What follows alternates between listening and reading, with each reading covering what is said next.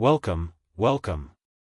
You're here at Watch Harry. Today we present to you Gomez and Morticia Addams bought daily profit at auction and exposed Dumbledore's 15-year embezzlement scheme. Like and subscribe if you want more awesome stories. Sit back, relax, and enjoy. Chapter 1. The gavel falls. The Ministry of Magic's auction hall had seen some strange things in its 200 years of operation. It had hosted the liquidation of a dark wizard's estate that included a chandelier made entirely of enchanted femurs. It had watched a bidding war over a self-stirring cauldron devolve into an actual cauldron fight. It had, on one memorable occasion in 1987, accidentally auctioned off a ministry employee who had been transfigured into a writing desk and not yet returned to his original form. But it had never seen anything quite like the Addams family arriving through the main entrance at 9:10 on a Tuesday morning. They came through the phone booth, which was, of course, the Muggle entrance, and this alone was enough to make the witches and wizards already assembled in the atrium stop what they were doing and stare. Most buyers of significance used the flue, or apparat, directly into the designated arrivals chamber. Nobody came through the Muggle entrance unless they were lost, confused, or making a point. Gomez Addams was making a point, though he would have described it differently. He would have said he simply liked the phone booth. He liked the tight squeeze of it, the mechanical clunk of the dial, the slightly astonished face of the security guard when it descended. He found it charming. He said as much, loudly, to Morticia as they stepped out into the marble atrium, his pinstripe suit immaculate, his cigar already lit, his smile the kind that made people feel they'd wandered into a party they hadn't known they were invited to. "Delightful," he said, spreading his arms to take in the golden statues, the ceiling enchanted to show a cloudy London sky, the streams of witches and wizards crossing the floor with their owls and their memos and their expressions of terminal bureaucratic gravity. Absolutely delightful. "Kara, why don't we have a ceiling like this?" "Because we have the real sky," Morticia said, "and ours is more interesting." She had worn black, naturally, a gown that pooled at her feet and somehow managed to look appropriate for both a funeral and a business acquisition, which was, she felt, really the same thing. Her hair was pinned in a style that required no description beyond the fact that when she moved, the entire atrium seemed to recalibrate slightly in her direction, the way iron filings orient to a magnet. She carried a slim obsidian case and wore a single piece of jewelry, a brooch shaped like a serpent eating its own tail, that was not enchanted in any magical sense but nonetheless made the security guard take a cautious step backward when she passed his station. "Names?" the guard managed. "Addams," Gomez said warmly. "Gomez Addams. This is my wife, Morticia. We're here for the auction." He leaned on the desk with the ease of a man who had never been unwelcome anywhere because the concept had simply never occurred to him. "Wonderful establishment you've got here. Very atmospheric. Is the cafeteria as good as they say?" We have a cafeteria, yes, excellent. We'll be celebrating later. Save us a table." The guard looked at Morticia. Morticia looked back at him. He wrote their names in the ledger very carefully and did not ask any follow-up questions. The auction was being held in Hall 7, which the ministry used for larger liquidations and the occasional disciplinary proceeding. It seated about 300, though today it held perhaps 150, a mix of press magnates, investment consortiums, ministry officials in their formal robes, and a smattering of what could only be described as opportunists. At the front of the room, behind a lectern that looked like it had been conjured in a hurry, stood a ministry auctioneer named Gerald Higgs who had the look of a man who had been told this would be a routine proceeding and was already suspecting it would not. The daily profit was being sold because its previous owner, a wizard named Barnabas Cuff, had died 6 months ago with no heirs, no will, and a business valuation that had been disputed, redisputed, and finally submitted to the ministry for resolution. The paper itself was still operating, had barely missed an issue, in fact, because newspapers were run by their staff and editors more than their owners, at least until the owners started paying attention, but legally it was an asset in limbo, and the ministry wanted it resolved. The auction had been advertised in the Quibbler and in a ministry notice and in 2 Muggle business publications, and this last bit was, most people in the room privately felt, where things had gone sideways. Because the Addams family had found out about it through the Muggle publications. Lucius Malfoy's consortium had arrived early and arranged themselves in the front 2 rows with the focused energy of men who expected to be the only serious bidders. There were 3 other groups: a Scottish investment firm with loose ties to a wizarding bank, a young witch from Ireland who appeared to be backed by some larger entity she wasn't naming, and a single elderly wizard in the corner who kept falling asleep between announcements. It was understood, in the way these things were understood, that Lucius would win. The consortium had deep pockets and deeper connections, and owning the Daily Prophet was, for certain families, simply the next logical step after owning everything else.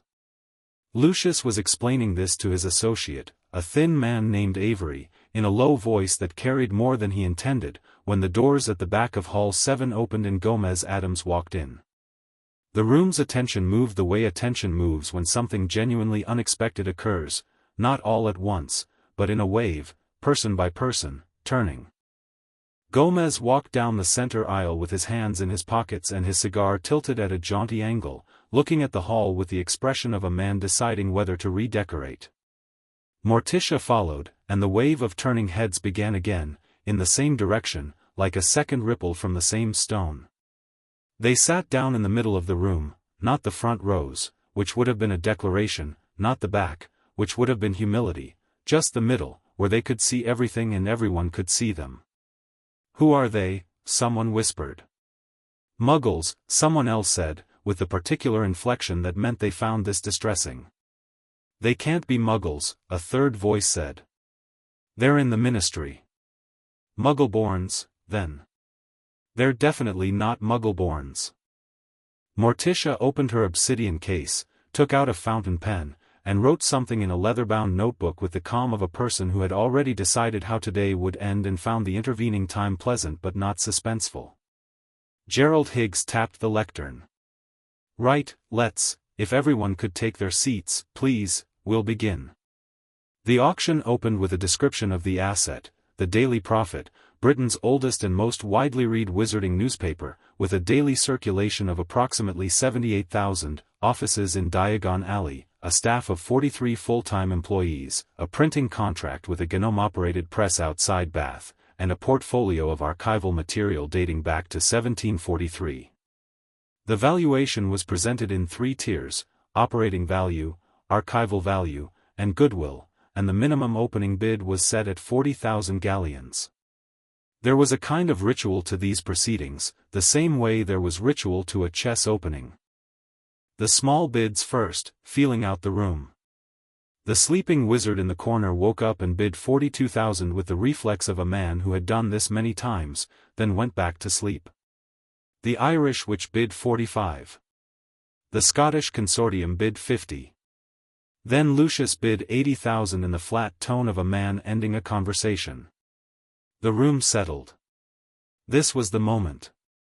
Everyone looked at the lectern, waiting for Gerald Higgs to begin the closing procedure.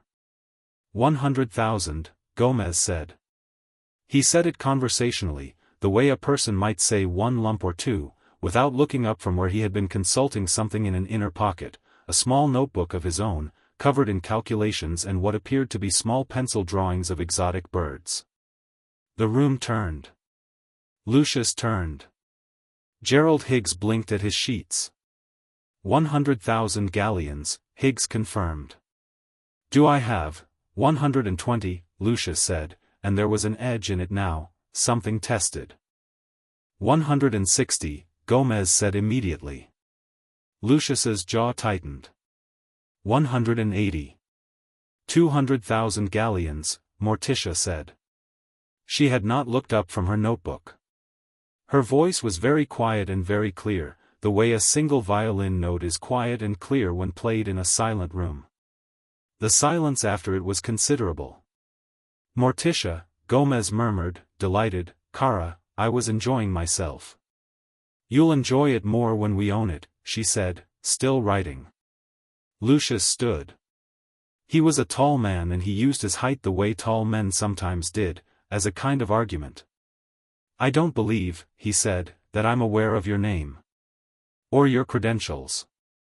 "No," Gomez agreed pleasantly, "you're not. This is a significant cultural institution in the wizarding community. It requires stewardship from people who understand. Do you intend to bid, Mr.?" Morticia asked. She looked up from the notebook then, and the question hung in the air with exquisite precision, the blank space where his name should go somehow more dismissive than if she'd used it. "Malfoy. Lucius Malfoy." "Mr. Malfoy," she said. "Do you intend to bid, or are you going to deliver remarks?" "Gerald," she looked at the auctioneer with the easy authority of someone who had just decided his name was Gerald and that they were now acquainted, "please continue." Gerald Higgs, who had been in the Ministry auctioning division for 22 years and had developed a finely tuned sense for which way a room was tilting, said, "The bid stands at 200,000 galleons. Do I have 220? Lucius sat down very slowly, the way a man sits when the alternative is admitting he can't sustain the stand. The consortium whispered around him. He said something back in an undertone that had the shape of a number and the tension of a decision. 220, his associate called. 300,000, Gomez said. He had put away his notebook. He was leaning back in his chair with his fingers laced together across his stomach, watching the proceedings with the bright-eyed pleasure of a man at a very good play.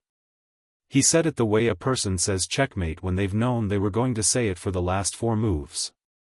The consortium went very quiet. 350, Lucius said. 500,000 galleons, Morticia said. The number landed in the hall like a stone through glass. Gerald Higgs wrote it on his board with the careful penmanship of a man who needed to make sure he'd heard correctly and hadn't.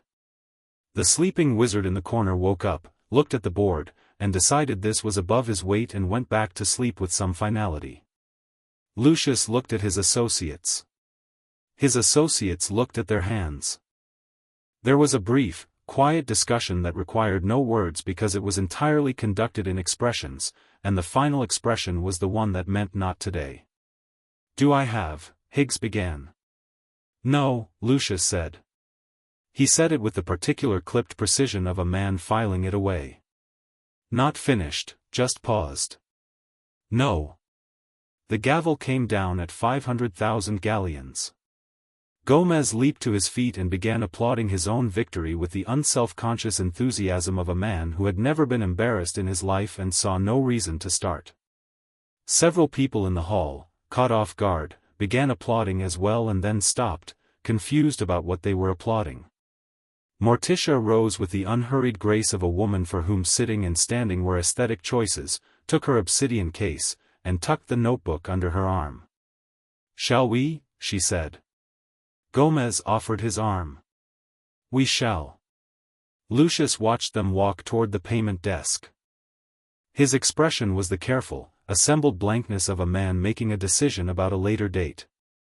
The Daily Prophet offices occupied the top 3 floors of a narrow building on the eastern end of Diagon Alley, wedged between a shop selling telescopes and a closed-up establishment that had once been a moderately successful curse removal service. The building leaned slightly to the left, which was either a structural issue or an enchantment. No one had been certain for about 30 years, and the exterior was painted a dark green that had faded to a color that might generously be called sage or less generously called surrender. Gomez stood on the pavement outside it with his hands on his hips and his cigar tilted upward, examining the facade the way a person examines a building they are deciding whether to demolish. It has character, he said. It has damp, Morticia observed, which is different. We can fix the damp. Yes. Everything else is perfect. She looked at the faded green paint, the letters above the door that had lost 2 of their gilt fixtures and listed slightly, the window on the 2nd floor that had been patched with what appeared to be a spellotaped piece of cardboard. Then she looked at Gomez, who was looking at all of the same things with unqualified affection. You're not actually seeing this building, she said. I'm seeing what it's going to be, he said, which was, she thought, one of the truest things about him. They went inside. The ground floor was reception, staffed by a young wizard named Perkins who had been employed at the Daily Prophet for 3 years and had the hunted expression of someone who had heard the building had been sold and spent the morning processing feelings about it. He stood up when they came in, opened his mouth, closed it, noted the pinstripe suit and the black gown and the lit cigar, and opened his mouth again. "Mr. and Mrs. Addams," Gomez said, pumping Perkins's hand with both of his own, which was slightly overwhelming at close range. "We're the new owners. Excellent posture, by the way. Very important in a first impression. Is everyone in?" Yes, we put the word out that you'd be coming in today." "Wonderful. Where do we gather?" Perkins pointed upward. "The main editorial floor. Second level." "After you," Gomez said to Morticia. "I'll lead," she said, and went up the stairs. The editorial floor was a long, open room full of desks arranged in the particular organized chaos of a working newsroom, parchment everywhere, quick quotes quills scratching away at half-finished drafts, coffee cups bearing the rings of their predecessors, and approximately 28 people who had been working or pretending to work and had now all found reasons to be facing the staircase. There were people of every age, from a copy editor who appeared to be approximately the same age as the building to a junior reporter who couldn't have been more than 22 and had a spectacular case of ink-stained fingers. There was a collective holding of breath. Gomez and Morticia stood at the top of the stairs and looked at the room. Gomez looked at it the way he looked at everything that pleased him, with total, uncomplicated delight, taking inventory. Morticia looked at it differently. She moved her gaze through the room the way you move a torch through a dark corridor, not looking for anything specific, just understanding the shape of things. "Good morning," Gomez said. "I'm Gomez Addams. This is my wife, Morticia. We bought your newspaper this morning." He paused. "We're delighted to be here. And I want you all to know that we have no intention of making sweeping changes immediately." He smiled at them. They breathed. "We'll make some sweeping changes first, and then sweep again in a few months." He spread his hands. "But not all at once. Nobody panic." A few people looked like they were panicking in a restrained, British wizarding sort of way. Morticia stepped forward. The room recalibrated again. "Who is the current editor-in-chief?" she asked. A man in his 50s with the defeated posture of someone who had been an interim appointment for 4 months longer than expected raised his hand. "Gregory Walsh. Acting editor." "Mr. Walsh," she said. "Thank you for keeping the paper running. You'll remain in place for the transition." She said this warmly enough that Walsh looked relieved, and then she said, "I would like to see the last 5 years of financial records by end of day, and the relief redistributed into something more uncertain. The financial, ledgers, payroll, printing contracts, advertising accounts, any endowment records or trust accounts associated with the paper." She paused. "All of it." "That's quite a lot, it is," she agreed pleasantly. "Best get started."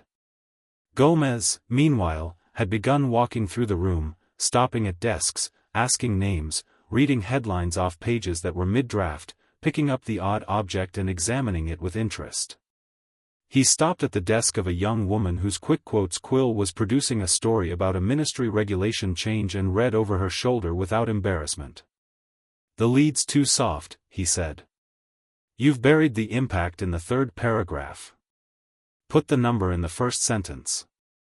He moved on before she could respond, leaving her staring at the draft with the expression of someone who suspected he was right.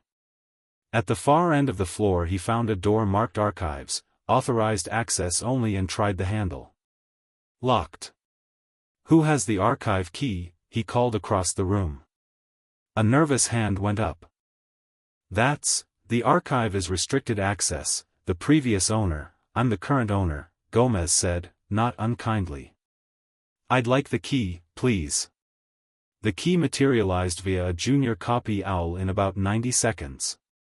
Gomez unlocked the door, looked inside at the floor-to-ceiling shelves of bound volumes and rolled parchments and filing cabinets packed with decades of issues and correspondence, and said, "Ah," in the voice of a man finding treasure.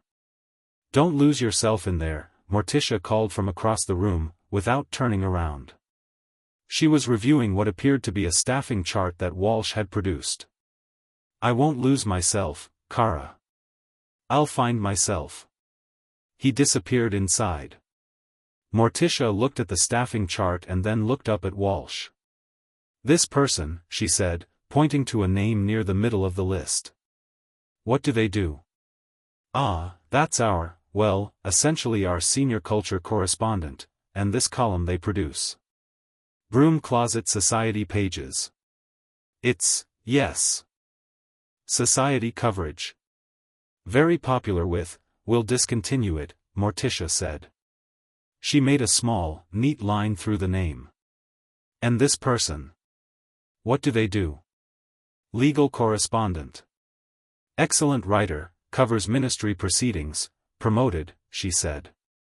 "Double their workload allocation. They'll be heading a new investigations desk." She moved through the chart with the speed of someone who had already formed opinions before the chart was in her hands. "And this, classifieds and peripheral notices. Who runs this?" "Well, it's generally managed by two people, one person," she said. "The other person can be redirected. I want them doing editorial research." Walsh was writing this all down with the furious energy of a man trying to keep up with a force of nature without appearing to panic. Right. And, the masthead.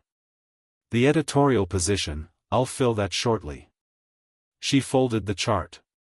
"In the meantime, Mr. Walsh, you're functional. Keep functioning." She returned the chart to him with the gentle finality of someone returning a document they've already extracted everything useful from. There was a commotion at the far side of the floor. A senior correspondent, a broad man in his 40s named Horatio Blunt, who had been at the Daily Prophet for 15 years and wore this tenure like a suit of armor, had come out of his office and was now standing in the center of the room with the energy of someone who had been working up to a speech. "Now, look," Blunt said, projecting toward Morticia with the confidence of a man accustomed to his own voice carrying weight. "I think it's important that whatever changes are coming, the editorial integrity of this paper. What's your current story?" Morticia asked. Blunt blinked. "I'm sorry. What are you working on?" "Right now.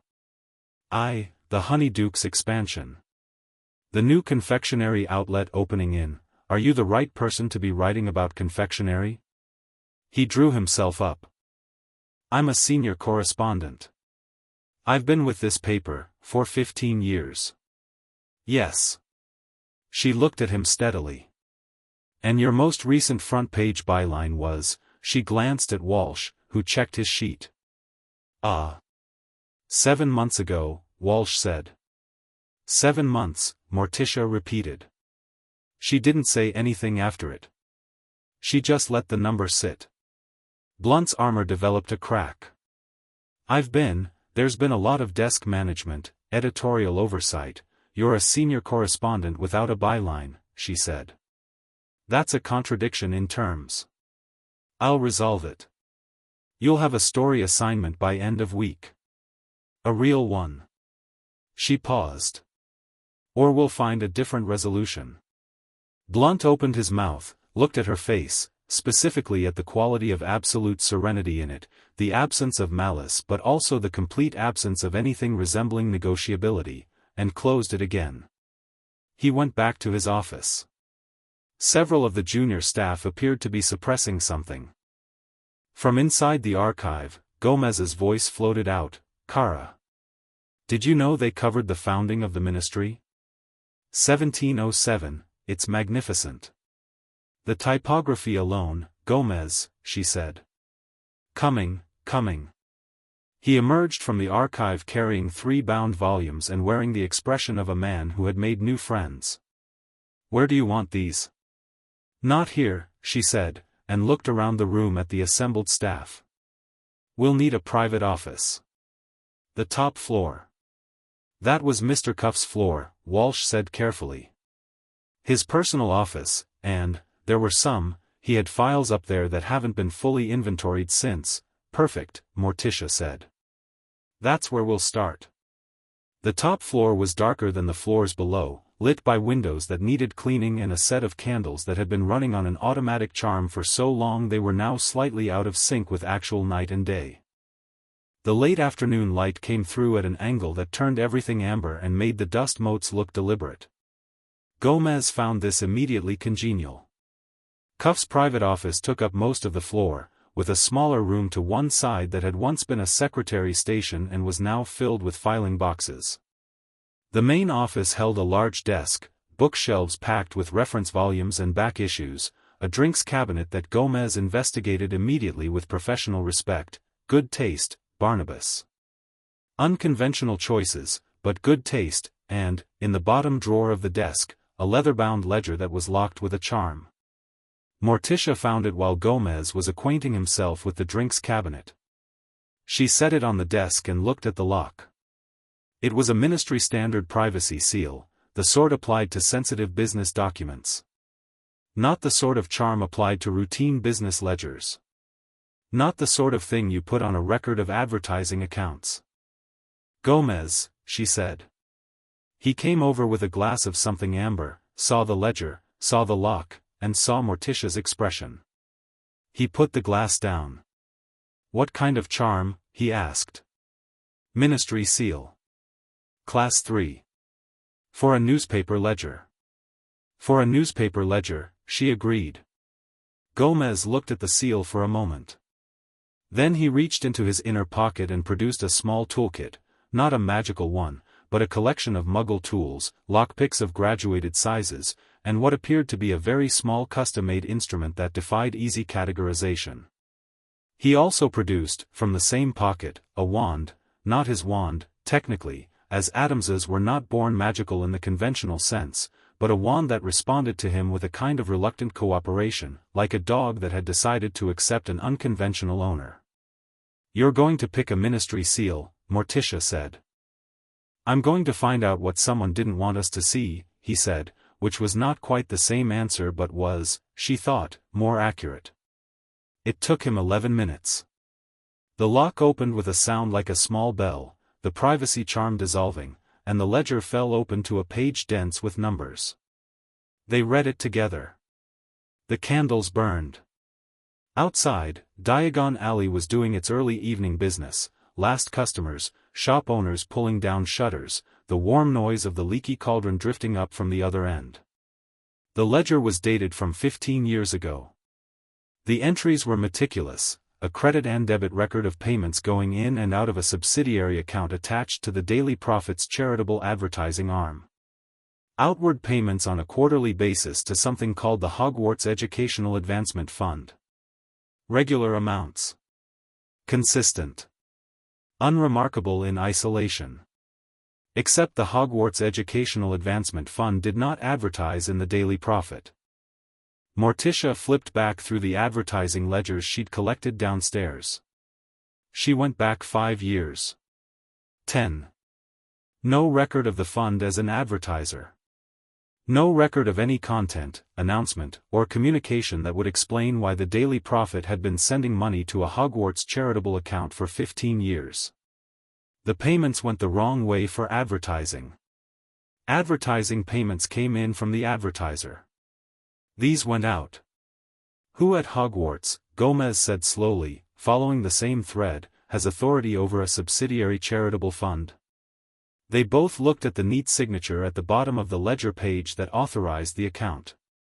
APWB Dumbledore, Headmaster. Morticia closed the ledger very carefully. She looked at it for a moment with the same focused, interested expression she brought to all problems that had not yet been fully solved but were beginning to reveal their shape. Well, she said.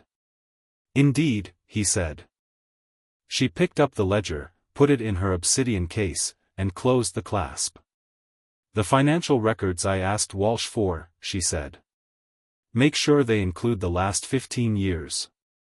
Already planned, he said. And in the morning, she said, I want to talk to Rita Skeeter. Gomez raised an eyebrow. Rita Skeeter.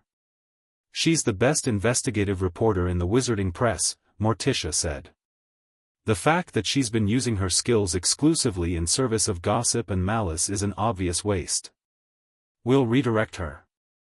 She's not known for being particularly redirectable. Morticia smiled, the precise, clean smile that she reserved for situations she found genuinely interesting. She's not known for having employers who don't scare her, she said. That's about to change. Gomez looked at his wife in the amber candlelight, in the dusty office of a newspaper they'd bought that morning, holding an obsidian case containing the first thread of what he could already see was going to be something enormous. He felt the familiar warmth in his chest that he always felt when the world arranged itself into something perfectly suited to them. Morticia, he said. Gomez, she answered, and her voice had the particular quality that told him she was feeling it too. He picked up his glass. She took his arm. They stood at the window looking down at the last of Diagon Alley's daylight, the familiar world of the magical going about its evening, unaware of what had been purchased today, unaware of what was already beginning. This, Gomez said, is going to be magnificent. It already is, she said. Below, a memo owl from the ministry landed on their new building sign and sat there for a moment, blinking. Then it thought better of whatever it had come to deliver, took wing, and disappeared into the London dusk. Chapter 2, The Ink and the Ledger. Rita Skeeter arrived at 9 in the morning wearing acid green robes and a smile that was either confidence or a very good impression of it. She was a woman who moved through rooms like she owned the mineral rights to them, always slightly ahead of her own introduction, always clocking exits and angles and who was looking at who. She had a quick quotes quill tucked behind her ear and a dragon-hide handbag large enough to contain, Gomez estimated, at least 2 secrets and a moderately sized grudge. She was shown to the top floor by Perkins, who knocked on the open office door with the energy of someone completing a task they were glad to be finishing. Morticia was at the desk. She had reorganized it completely, Cuff's personal effects cleared to one side in a single neat stack, as if catalogued and dismissed, the surface now occupied by 3 separate stacks of ledgers, a legal pad covered in Morticia's particular handwriting, which was beautiful and completely illegible to anyone who hadn't spent considerable time learning to read it, and a cup of black tea that had been poured at precisely the right temperature and would be drunk at precisely the right time. She didn't look up when Rita came in. Gomez was standing at the bookshelf with one of the archive volumes open, reading something with genuine pleasure. He looked up immediately. Rita Skeeter, he said, as though she were a variety of exotic plant he'd been hoping to encounter. Wonderful. Come in, sit down, can we get you anything? Perkins, coffee? Tea? We have something downstairs I found in the cabinet that I believe is either a very good port or a moderate curse. Either way, it's bracing. Rita looked at him. She was a woman who categorized people very quickly, a professional habit, and Gomez Addams was not landing in any of her usual categories. She looked at Morticia, who still hadn't looked up, and landed that in a category she recognized but had rarely encountered, person who is not performing indifference but actually feels it, which is much more unsettling. Coffee, she said, and sat. Perkins vanished. Rita arranged herself in the chair across from Morticia's desk with the practiced ease of a woman accustomed to interview chairs, set her handbag on the floor, and produced the quick quotes quill. I'd rather you didn't, Morticia said, without looking up. The quill froze in mid-air. This is a conversation, Morticia continued. She turned a page in the ledger. Not an interview. You're not writing about us. We're discussing whether you'll be writing for us. Rita returned the quill to her ear with the smooth motion of someone who knew when to keep their tells off the table. I've been freelancing, she said. Doing well. You've been writing about Celestina Warbeck's romantic difficulties and the Vimborn Wasp's roster disputes, Morticia said. She looked up now. The quality of her attention, when she finally deployed it, was specific, not warm, not cold, simply complete. Like a spotlight. You graduated first in your year from a curriculum that included advanced investigative spell work. You interned under Barnabas Cuff at this paper for 2 years. Your reported piece on the Nimbus racing broom market manipulation in 1991 won 2 awards and was read into the ministry record. And then you stopped. Rita was quiet for a moment. The awards didn't pay the bills, she said. It came out sharper than she'd intended. The gossip columns paid them. They paid them well. Morticia turned another page. That piece in 1991, the broom market piece. You had a source inside Nimbus who disappeared 3 weeks after publication. Relocated, officially. No charges were ever brought. Something moved in Rita's face. Ancient history. Someone made it clear that the kind of journalism you were actually good at was not safe for the people who helped you do it. Morticia set the ledger down and folded her hands. And then you became a different kind of journalist. The room was quiet enough that the sounds of the editorial floor 2 levels below came up through the floorboards, the scratch of quills, someone's voice, the rattle of the pneumatic owl system. Rita looked at the woman across the desk and did something she rarely did, which was decide that deflection was not going to work. "What exactly are you offering?" she said. "Senior investigations correspondent," Morticia said. "Your own desk, your own editorial line, final approval over your stories shared between you and the editor. Triple your current freelance rate, structured as salary plus results bonus." Rita's eyes did something brief and expressive. "And the story?" "Because you didn't bring me here to cover Hogsmeade Council meetings." Gomez closed his archive volume and came to sit on the edge of the desk. "We found something," he said. "In this building. In a locked ledger that someone thought was very well hidden." He was not smiling now, which was somehow more striking than when he was. "It's big. It's important. And it needs someone who knows how this world works from the inside to help us build it into something that can't be dismissed, buried, or explained away." "How big?" Rita asked.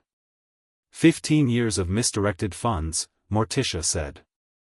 "Systematic, sophisticated, and signed at the top." "Signed by who?" The answer was in the pause before Morticia spoke, in the slight straightening of Rita's spine as she understood it was coming. "Albus Dumbledore," Morticia said. The silence that followed was not a nothing silence. It had texture and weight. Rita Skeeter, who had broken stories that ended careers and once published an exclusive that caused 3 ministry officials to simultaneously claim they had been on holiday in unverifiable locations, sat very still in her chair. "You have evidence," she said. It was not a question. She was too professional for hope disguised as questions. "We have a beginning," Morticia said. "Evidence is what we're going to build." Rita looked at the obsidian case on the corner of the desk. She looked at Gomez, who was watching her with the patient interest of a man who had already made up his mind and was waiting to see if she'd make the right one. She looked at Morticia. "When do I start?" she said. The forensic accountant arrived on Wednesday. His name was Theodore Vance, and he was the sort of man who genuinely loved numbers the way some people loved music, not for what they could be made to do, but for what they were.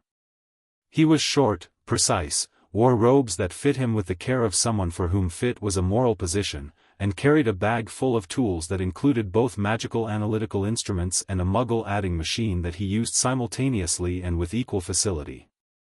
Gomez hired him on a Monday call and he was in the office by Wednesday because Gomez's offer had included a phrase, "I expect this may be the most interesting work you'll do this decade," that Vance found more compelling than the money, though the money was also extraordinary. He sat at the table in the upstairs office, surrounded by the ledgers that Walsh had delivered, 15 years of them, as Morticia had requested, bundled in chronological order, and began to work. He didn't make conversation. He made notes, and occasionally made sounds. Morticia worked alongside him, not looking at the same pages but reading the supporting documents, advertising contracts, payroll records, the paper's incorporation documents, and building her own parallel map of the money. She had done this before, in contexts that were not journalistic and that she didn't explain, and she was fast and extremely precise. By Wednesday afternoon they had a clearer shape. "It's not crude," Vance said, which was as close as he got to admiring something he disapproved of. He spread 4 pages in a line across the table. "Look at this. The payments out to the Hogwarts Fund, they're never the same amount twice. They vary. But they vary in a pattern." He pointed with a ruler. "Every quarter, the amount is between 4 and 7% of the paper's gross advertising revenue for that quarter. Never less, never more. It tracks the paper's performance almost exactly. Like a tithe." "A tithe the paper doesn't know it's paying," Morticia said. "Whoever set this up understood both the paper's finances and the Hogwarts accounts well enough to set the extraction rate at a level that wouldn't trigger an audit flag on either end," Vance said. He said whoever set this up with the careful neutrality of a professional who had been told the name and was choosing not to say it until he'd confirmed it independently. On the profit side, it's buried in the charitable advertising category. On the Hogwarts side, he pulled out a different sheet. "I've only got external ministry reports, not the internal accounts, but the Hogwarts Educational Advancement Fund shows up in ministry educational filings as a donor to the school. It's donating the money back," Gomez said from the window, where he had been standing listening. "To Hogwarts. From the profit." "Some of it," Vance said. "About 40% of the extracted amount appears to flow back to Hogwarts associated accounts, supplies, facilities, staffing. But the other 60%, he made a short, precise gesture, goes somewhere I haven't found yet." "That's what we need," Morticia said. "The 60%, Vance agreed. "Find that, and you have motive, method, and destination. What do you need to find it?" Vance looked at his instruments, then at Morticia, then at the window with the expression of a man calculating risk against curiosity. "Ministry archival access," he said. "The Educational Endowment Registry. It's public record in theory, but practically it requires a clearance request that takes, I'll have it by Friday," Gomez said. Vance looked at him. "Ministry clearance typically takes 4 to 6 weeks, not if someone greases the right wheel," Gomez said pleasantly. "Kara, do we have the name of that archivist Perkins mentioned?" "The one who used to work for Millicent Folly," Morticia said. "Former deputy archivist, retired 2001. She maintains a consulting relationship with the records office." She didn't look up from the document she was reading. Perkins mentioned she was the one who filed the paper's incorporation's records. "She knows where everything is." "I'll take her to lunch," Gomez said. "You'll take her to lunch and not tell her what you actually need until the 3rd course," Morticia said, "because she'll need to trust you before she'll risk anything." "Naturally." He was already moving toward his coat. "I'll be charming." "You're always charming," she said. "Try being comprehensible as well." The ministry clearance arrived on Thursday evening, not Friday, which meant either that Millicent Folly was faster than expected or that Gomez had been unexpectedly comprehensible over lunch.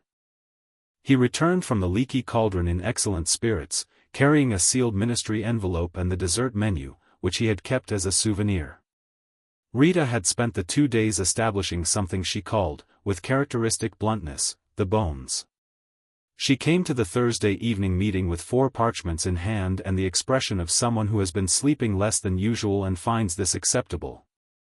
"The Hogwarts Educational Advancement Fund," she said, laying out the first page, "was registered in 1988.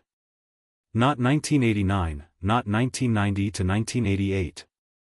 The profit's first payment to the fund was in January 1989, 4 months after registration. That's not accidental timing. Someone set up the vehicle first, then opened the tap." "Who registered the fund?" Gomez asked. "A solicitor firm in Hogsmeade. Bramblewood and Associates. They're the registered agent of record." She paused.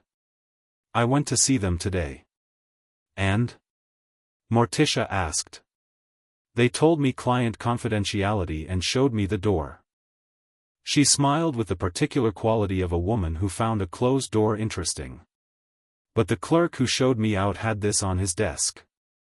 She produced a small photograph, taken with a very small camera that her quill case concealed, which was technically several kinds of illegal and which she didn't mention. It showed a letterhead. Bramblewood and Associates, acting in matters of charitable registration, estates, and educational endowments, on behalf of the Hogwarts School Board and associated trusts.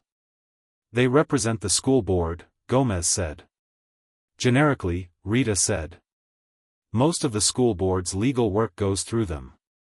But there's no reason that a fund registered through them is necessarily Dumbledore's. The board has 12 members. I need to find the signatory on the original registration documents. Which are in the ministry archives, Morticia said. Which, Rita agreed, are in the ministry archives. Gomez slid the ministry clearance envelope across the table. Rita looked at it. She looked at him. She picked it up and read the access authorization. How did you get level 4 archival clearance in 2 days, she said. Millicent Foley is a remarkable woman, Gomez said. She has spent 32 years watching the ministry file things incorrectly. She has opinions. I merely provided a sympathetic ear and an excellent lunch. And the clearance just appeared. She also has 17 years of archival leverage over 6 currently serving ministry officials, Gomez said, which she has never used because she's too principled. She's willing to use it once, for this. He leaned forward slightly. She lost a nephew to something in 1994 that she believes was covered up. She won't say more than that. But she wants the truth about Hogwarts as much as we do, and she came to that position independently. The room was briefly quiet in the way rooms become quiet when a story stops being an abstraction. Right, Rita said. She set the clearance down and picked up her remaining parchments. Tomorrow morning I go to the archives. I need, she checked her list, the original registration documents for the fund, the Ministry Educational Endowment Registry entries for 1988 onward, and the Hogwarts School financial disclosure filings. All public record. All public record that nobody's looked at carefully before, Morticia said. Because nobody thought to, Rita said. Because nobody, she stopped herself and chose different words. Because the prophet never wrote that kind of story. It wrote the stories it was, she stopped again. Rearranged. It wrote what it was directed to write. Nobody commented on the slight change in her posture when she said it. It was not the kind of moment you commented on. There's one more thing, Vance said. He had been sitting quietly at the end of the table throughout this exchange, his instruments in a neat row, his notes in a neat stack. I found something in this afternoon's work. He placed a single piece of parchment in the center of the table. In 1997, here, the payment amount spiked. Not 4 to 7%. 14% of gross revenue, in a single quarter.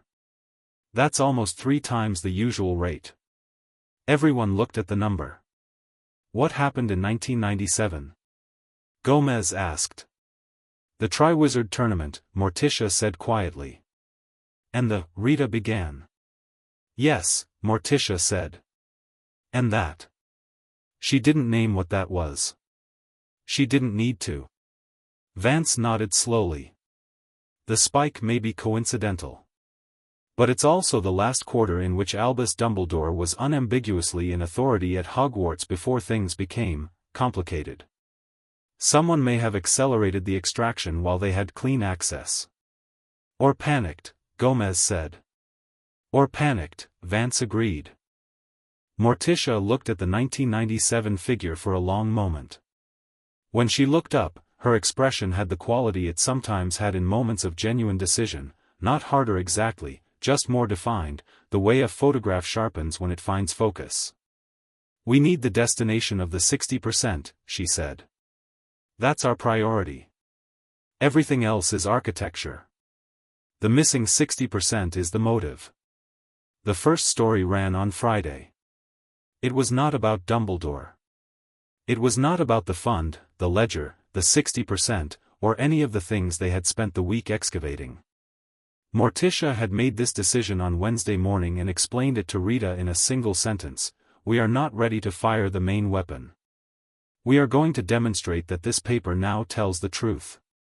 What ran on Friday was a story that Rita had filed in 24 hours, sourced cleanly, verified 3 times, about a ministry regulation change that the Department of Magical Accidents and Catastrophes had quietly implemented 6 months ago, a change that reduced mandatory response times to magical incidents in non-magical residential areas and had not been publicly announced.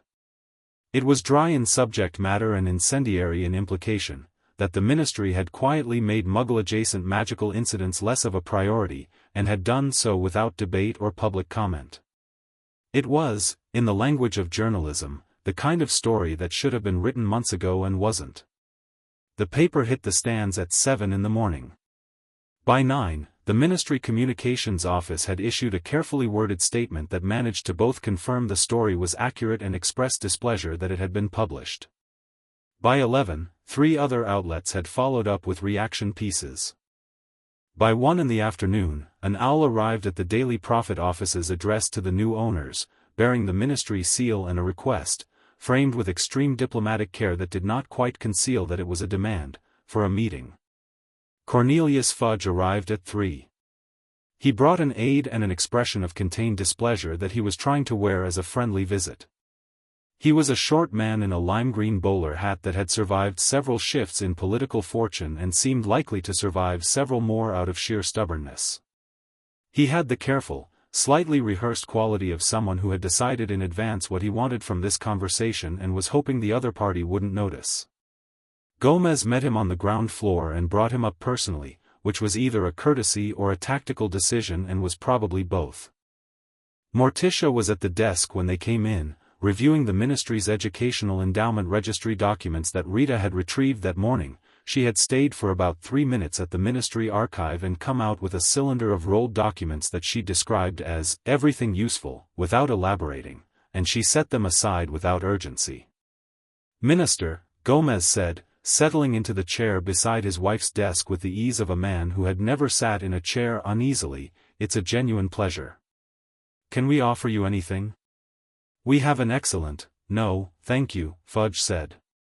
He sat in the chair across the desk, the same chair Rita had used, Morticia noted, and occupied it with less certainty. He put his hat on his knee.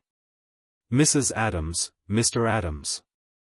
I thought it would be good to establish a working relationship, early on. Healthy communication between the press and the ministry has always been essential," Morticia said. "Yes.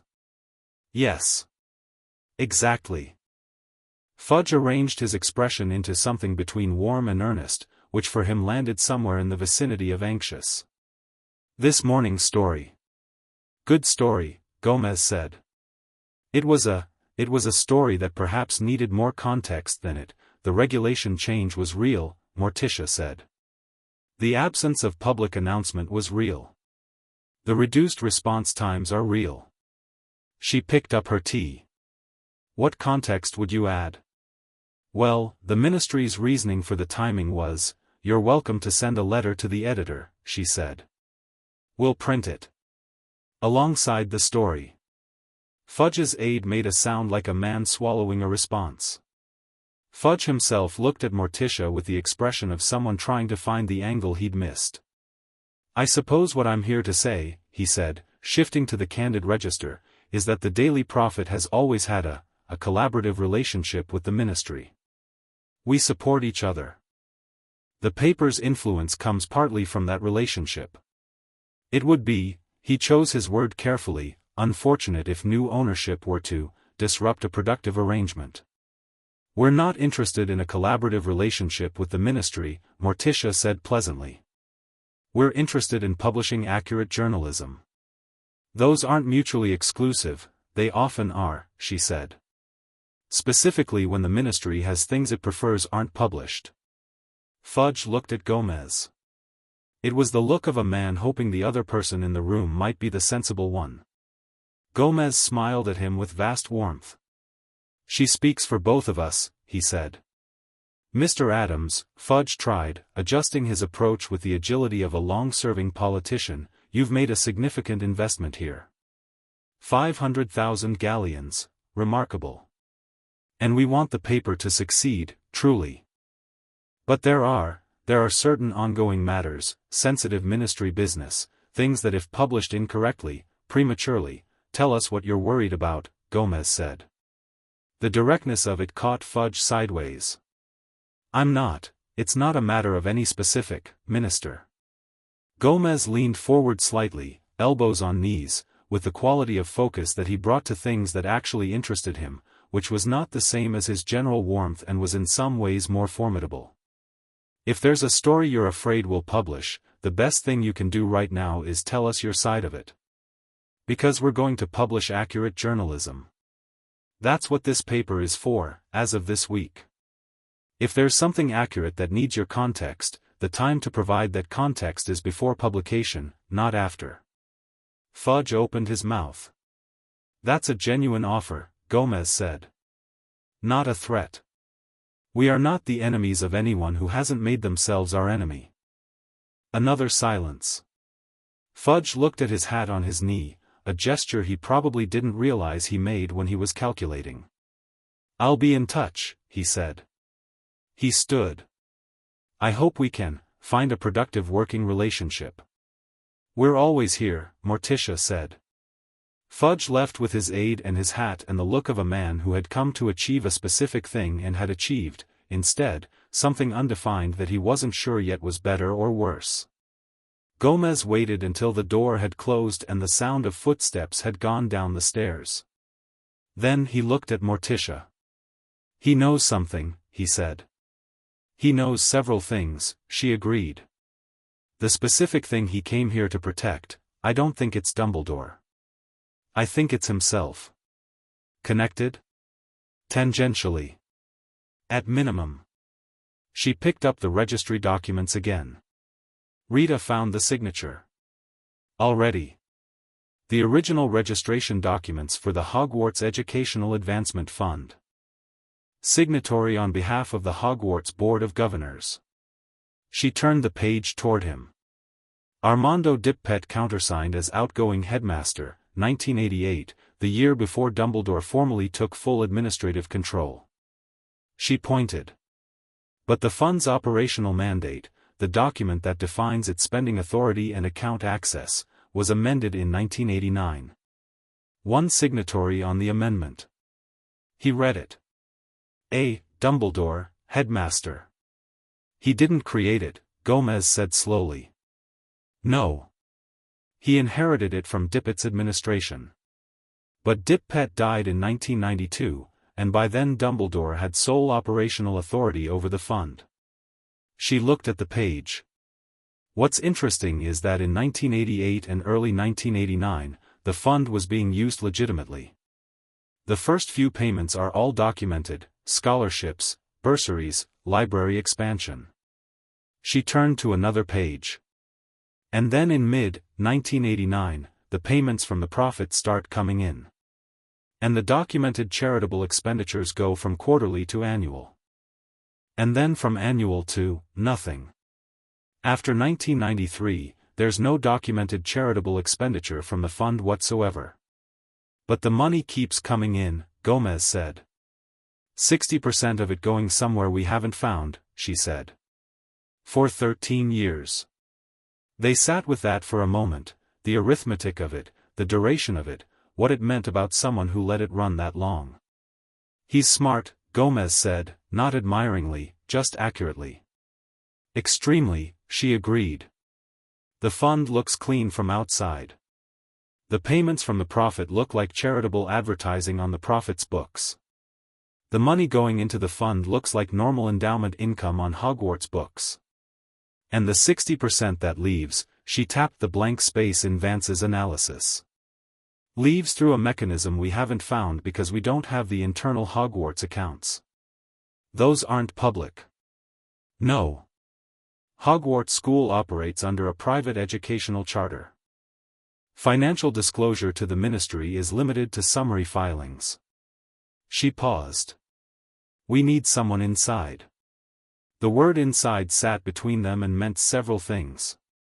Or, Gomez said, someone who used to be inside and has been uncomfortable about it for a long time. They both knew who they meant. They'd arrived at the same name from slightly different directions, which was something that happened between them. McGonagall, Rita had said, that morning, flipping through Vance's notes. The deputy headmistress has been in that school for 40 years.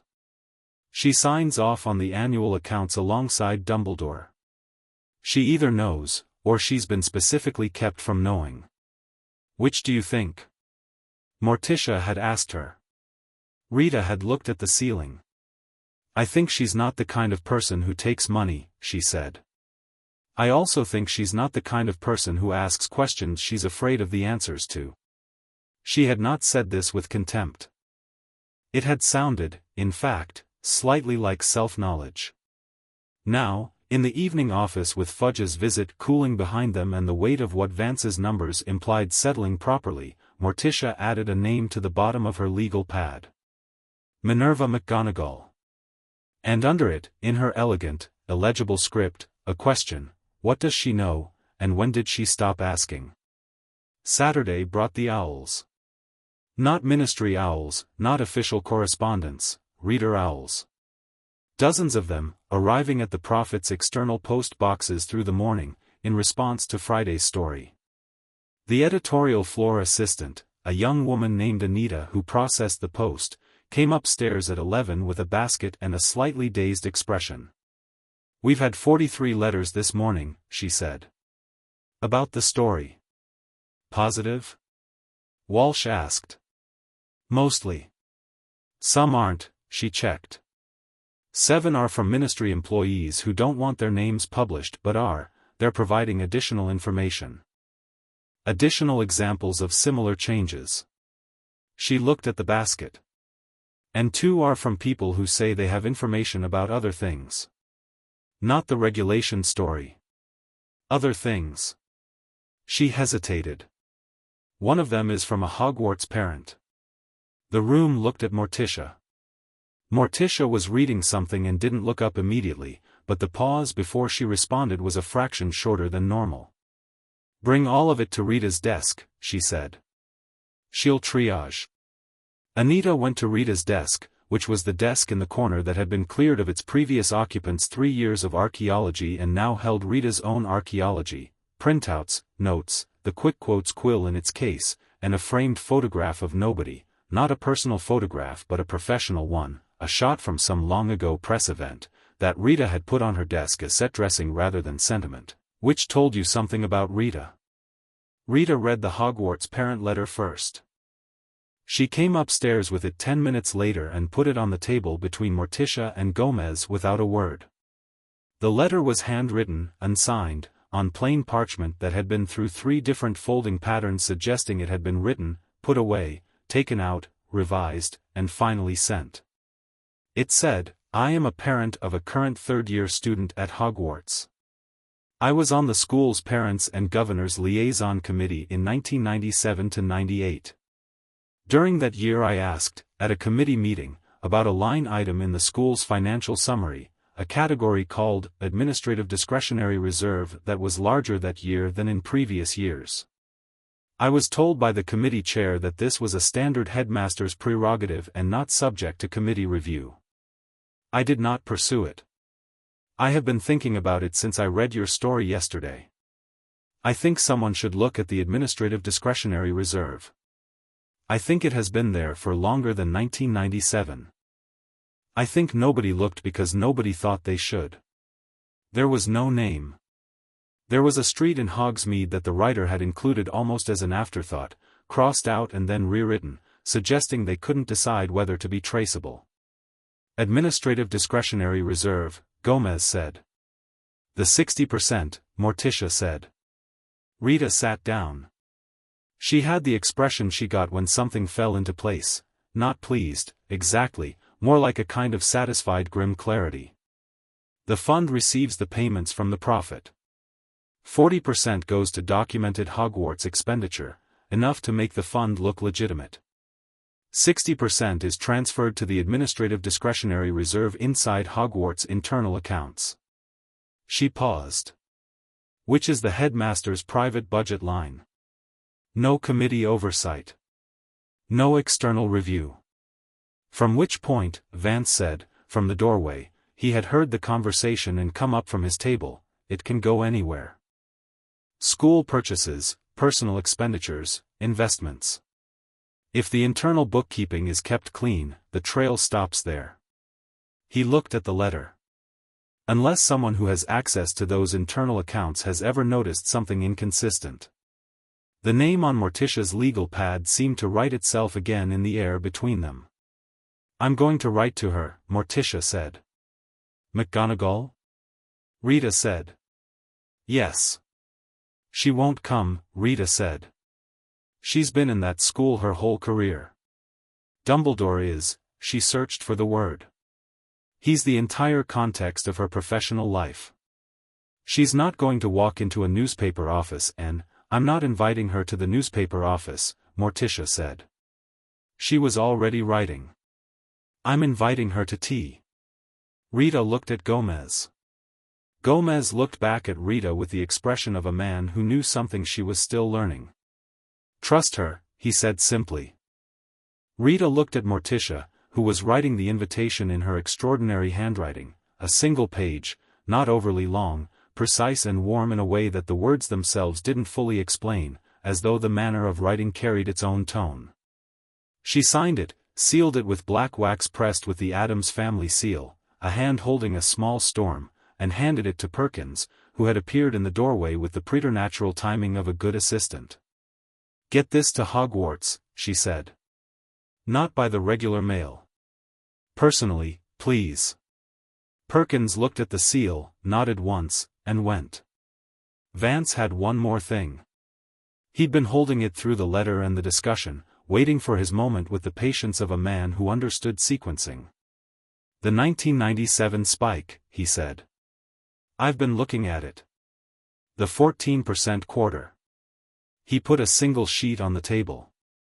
That payment was made in December 1997. But the extraction date, the actual date the money left the profits accounts, was the 14th of November. Everyone looked at the date. 3 days, Gomez said quietly, after Cedric Diggory died.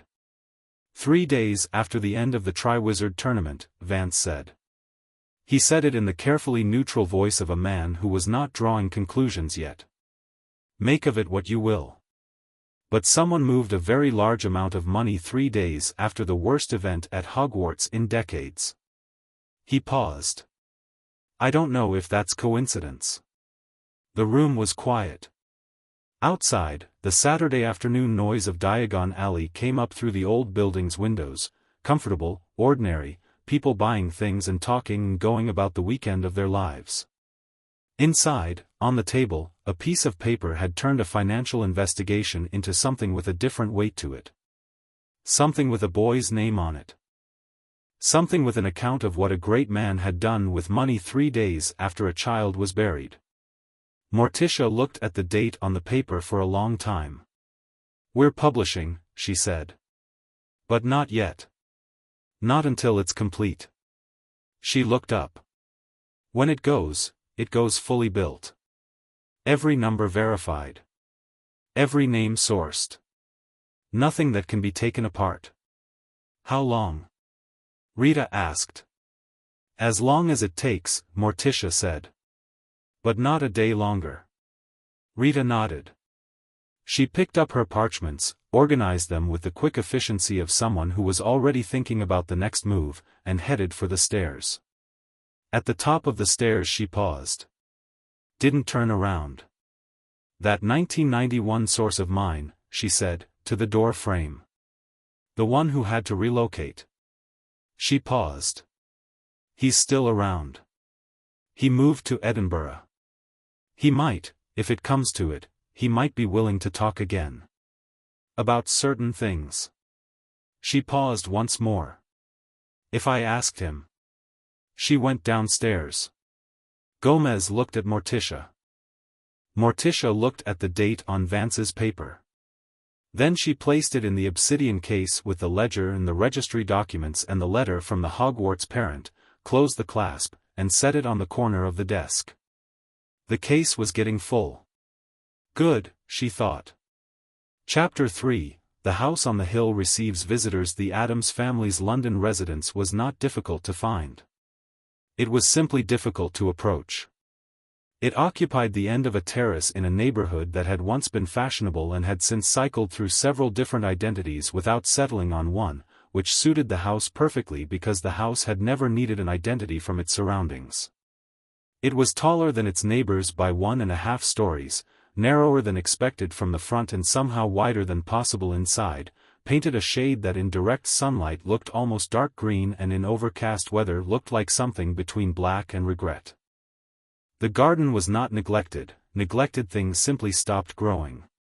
The Addams garden grew with tremendous enthusiasm in every direction that was not conventional, featuring plants that most respectable herbology texts classified under inadvisable or see also, contraindicated or simply no.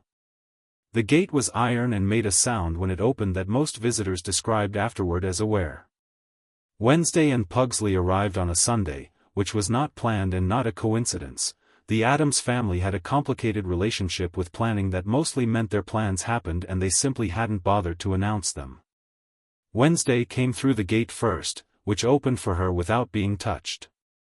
She was 14, thin, and possessed of the particular quality that some people develop when they have spent their formative years in an environment that took them completely seriously, a sort of settled self-possession that most adults work their whole lives toward and never quite achieved.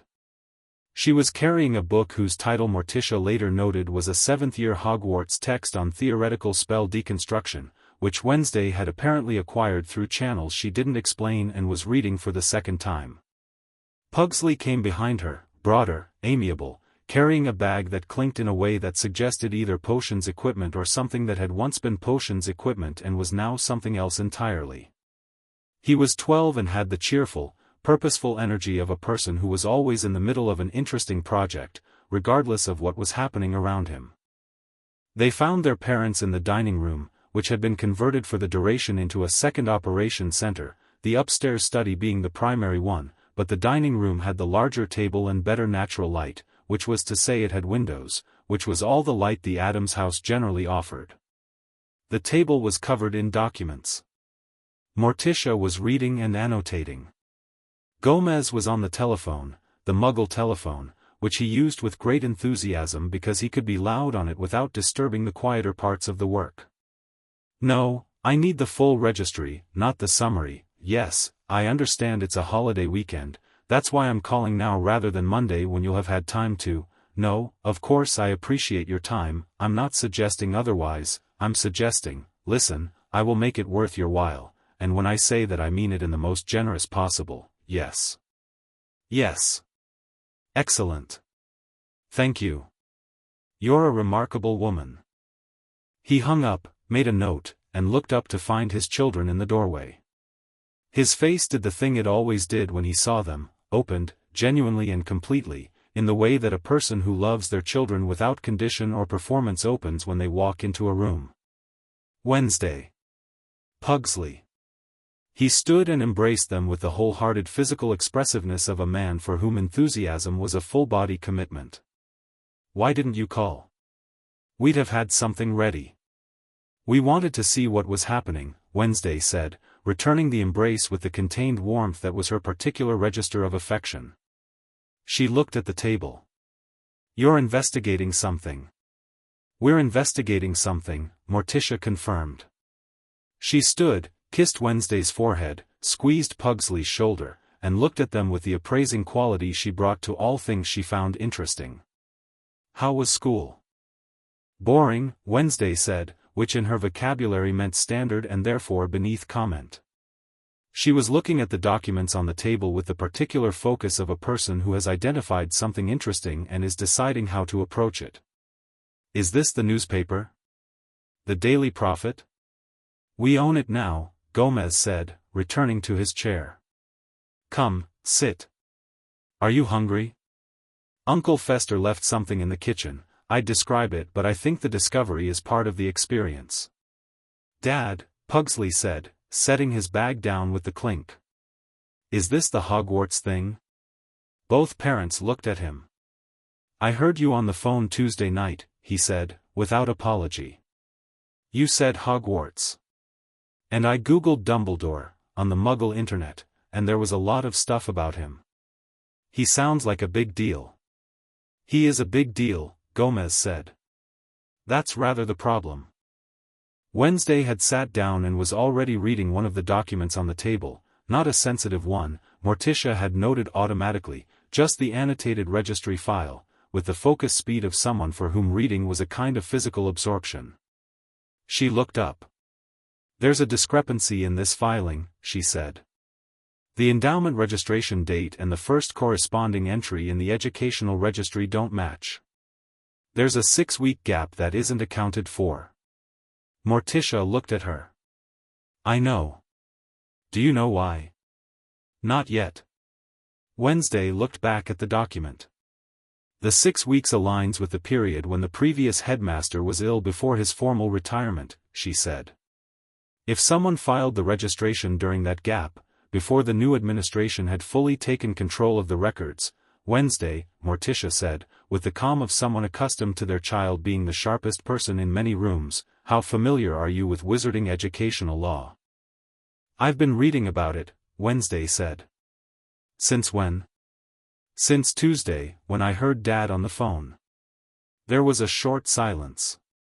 Gomez was looking at his daughter with the uncomplicated pride of a man who had always expected this and was still delighted when it arrived.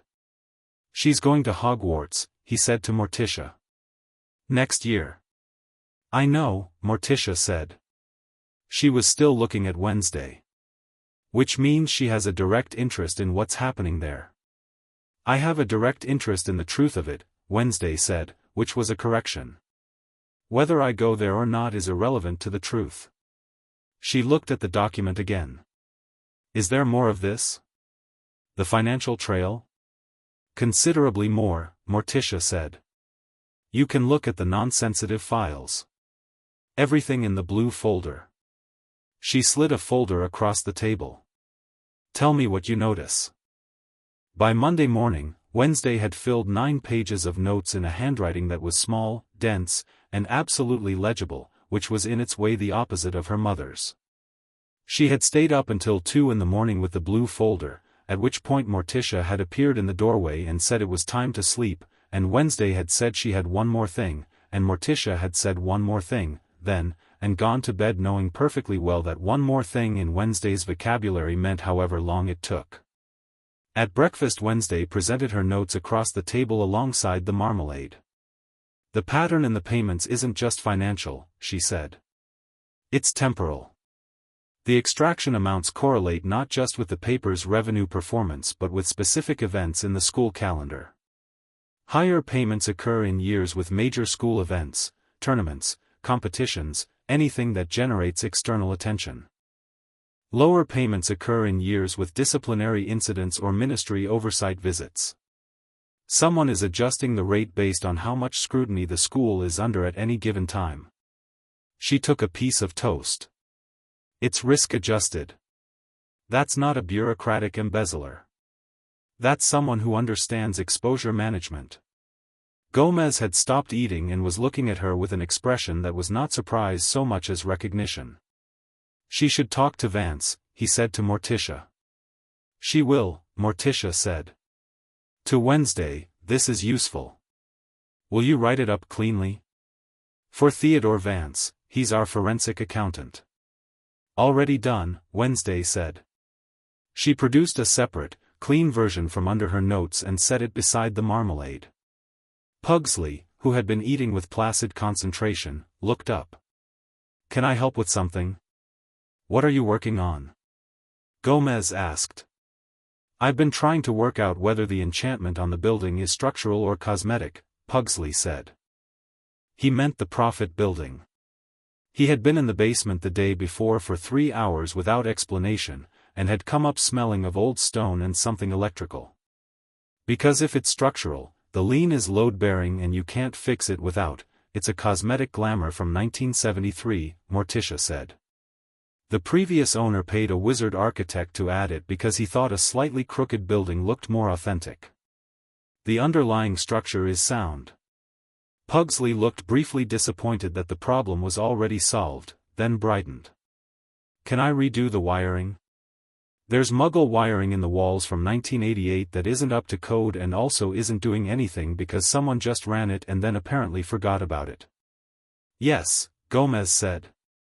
Talk to Perkins about building access. Cool. Pugsley returned to his breakfast. The owl arrived at 8:30, before anyone had finished eating. It was a school owl, Hogwarts, identifiable by the red leg band, carrying a sealed letter on cream parchment. It landed on the window ledge and regarded the dining room with the wary consideration of an owl that had been in more normal houses and was recalibrating. Morticia opened the letter. Read it. Passed it to Gomez. It was from Minerva McGonagall. It said, Mrs. Addams, I received your invitation. I find myself, against my better judgment, accepting. However, I will not come to London. If you wish to speak with me, you will come to Hogsmeade. The Three Broomsticks, Thursday at 4. M. McGonagall. She rewrote our terms, Gomez said. Good, Morticia said. It means she's taking it seriously. The Three Broomsticks is a public place, Gomez said. Yes, Morticia said. She's frightened. She wants somewhere she can leave if she needs to. She folded the letter. We'll go Thursday. Tuesday brought Lucius Malfoy. Not in person, Lucius was smarter than to come in person so soon. He sent a representative, a solicitor named Cavendish, from a firm whose notepaper was aggressively expensive, who arrived at 11 and asked for the owners with the smooth professionalism of someone billing by the hour and comfortable with it. Gomez received him in the downstairs office. Morticia was not present, which was a choice.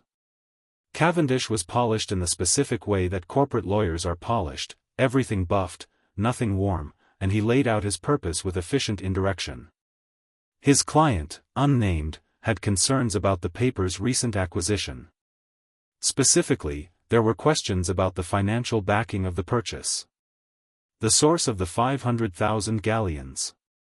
Documentation of the Addams family standing in the wizarding financial community. Their status, Muggle? Muggle-born? Half-blood? And what bearing this might have on the operating licenses requirements. My client, Cavendish said, is merely exercising due diligence as a significant stakeholder in the broader. Your client lost the auction, Gomez said pleasantly. He's not a stakeholder in anything. In the broader media landscape, Mr. Cavendish, Gomez said, leaning forward with the focused warmth that was somehow more unsettling than hostility, I've been in enough business situations to recognize the shape of what you're doing. This is a fishing expedition to find a technical challenge to the acquisition. Your client wants to see if there's a mechanism to undo what happened at that auction. He sat back. There isn't. The purchase is complete and registered with the ministry. The operating license has been transferred. The financial documentation was certified by Gringotts, which I think you'll find is rather more rigorous than whatever standard your client has in mind. The question of the owners standing in the "we're not wizarding born," Gomez said directly. We are Muggle adjacent, which is a category that doesn't appear in the operating license requirements because the operating license requirements don't make that distinction. I checked before the auction. He smiled. Did your client check before the auction? Cavendish had the professional face of a man who had delivered messages he didn't personally stand behind before and could do it again. My client simply wants to establish, your client wants to establish discomfort, Gomez said. He said it without anger, just as assessment. He wants us to feel challenged and uncertain and under scrutiny. The goal is to make running this paper feel precarious so that we sell it, or lose focus, or stop doing whatever it is that worried him enough to send you. He looked at Cavendish steadily. I grew up in a house that had a piranha tank in the parlor, Mr. Cavendish. I'm not easily made to feel precarious. Cavendish gathered his notepaper. I'll relay your response. Please do, Gomez said. And please also relay this: we're not going anywhere. We're publishing accurate journalism. And if your client has concerns about specific stories we might be working on, the offer I extended to the minister last Friday stands. If he has context to provide, the time to provide it is before publication. My client has no knowledge of any specific stories. Of course not, Gomez said agreeably, and stood, indicating the meeting was over. He showed Cavendish out himself, because that was the kind of thing Gomez did, and then stood on the pavement outside for a moment in the thin October sunlight, smoking, thinking. He went upstairs and told Morticia about the visit in 3 sentences. She nodded once. Move the archive originals off-site, she said. Today. He didn't ask why. He simply did it. That afternoon, the original locked ledger, the registry documents, the Hogwarts parent letter, and Rita's sourcing notes were transferred to a Gringotts vault that Gomez opened under 3 names, none of them Addams, and which required a biometric confirmation that was slightly unusual and entirely impervious to standard ministry access requests. The key to this vault was split between Gomez's inner pocket and a place in the Addams house that only Wednesday and Morticia knew, which was not a room most people could find and which would have been extremely inhospitable to anyone who tried. Now, he said, returning to the office, where were we? 60%, Morticia said, without looking up. Hogsmeade on a Thursday afternoon in October was the kind of beautiful that northern Scottish towns occasionally manage despite themselves, the hills amber and rust, the air with the first real chill in it, the village going about its afternoon with the comfortable bustle of a place accustomed to a certain volume of unusual foot traffic. The 3 Broomsticks was half full when Gomez and Morticia arrived at 5 to 4, a group of older wizards at the bar, 2 young couples, alone which reading what appeared to be a manuscript. And in the far corner, a table with a straight-backed woman in tartan robes who was nursing a cup of tea and watching the door with the careful expression of a person who had prepared several possible responses to what was about to happen and wasn't sure which she'd need. Minerva McGonagall was not a woman who showed doubt easily. She wore her authority the way she wore her robes, with absolute and unself-conscious correctness.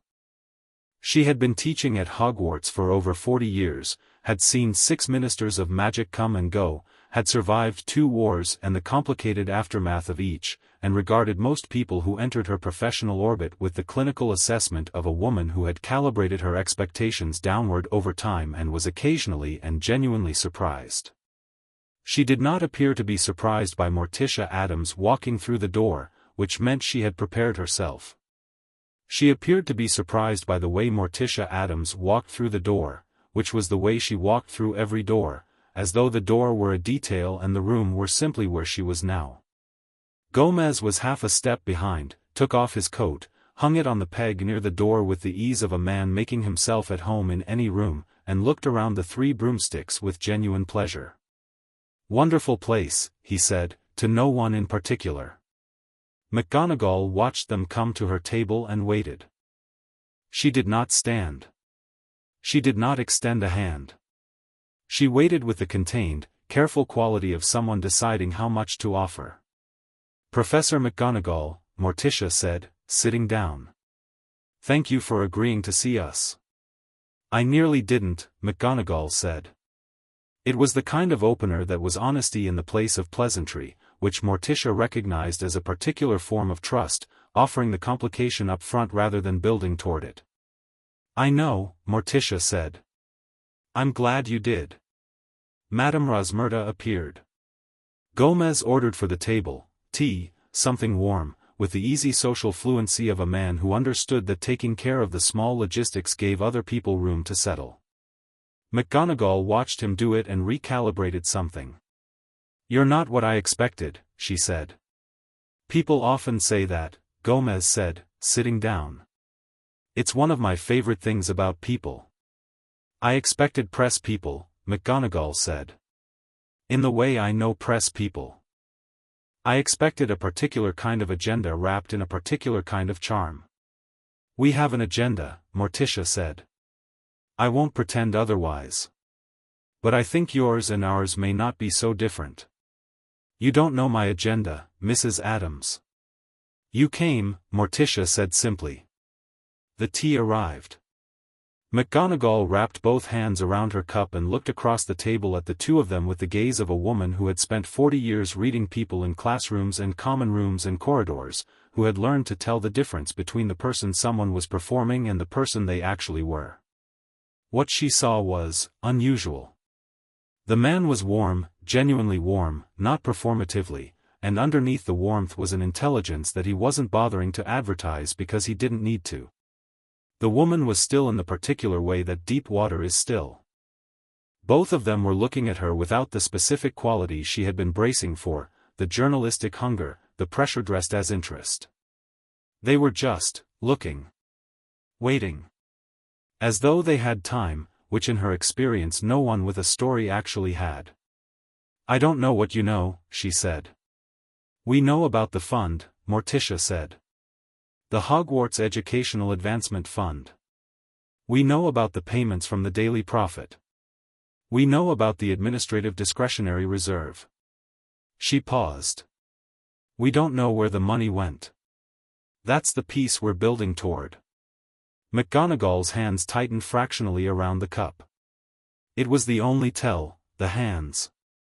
The face remained almost entirely composed, which was itself a kind of response, because a fully composed face in that moment meant the information wasn't a surprise. She knew, Gomez noted. Or had known something, and had built something around the knowing to make it survivable. I want to ask you something first, McGonagall said, before I say anything. Not about the fund. About Dumbledore. All right, Morticia said. Do you understand what you're doing? McGonagall said. She said it with a directness that wasn't hostility. It was the question of someone who wanted to know if the people in front of her understood the weight of what they were carrying. Not as a press story. As the thing itself. Albus Dumbledore is not, he's not simply famous. He's not simply respected. He represents something to this community. After everything this community has been through. After Voldemort, after the war, after everything that this school has seen. She looked at them steadily. If you publish something that tears that down, the damage is not only to him. It's to the people who need him to be what they believe he is. Yes, Morticia said. I know. And you're going to publish anyway. If the truth is what we believe it is, yes. Why? McGonagall said.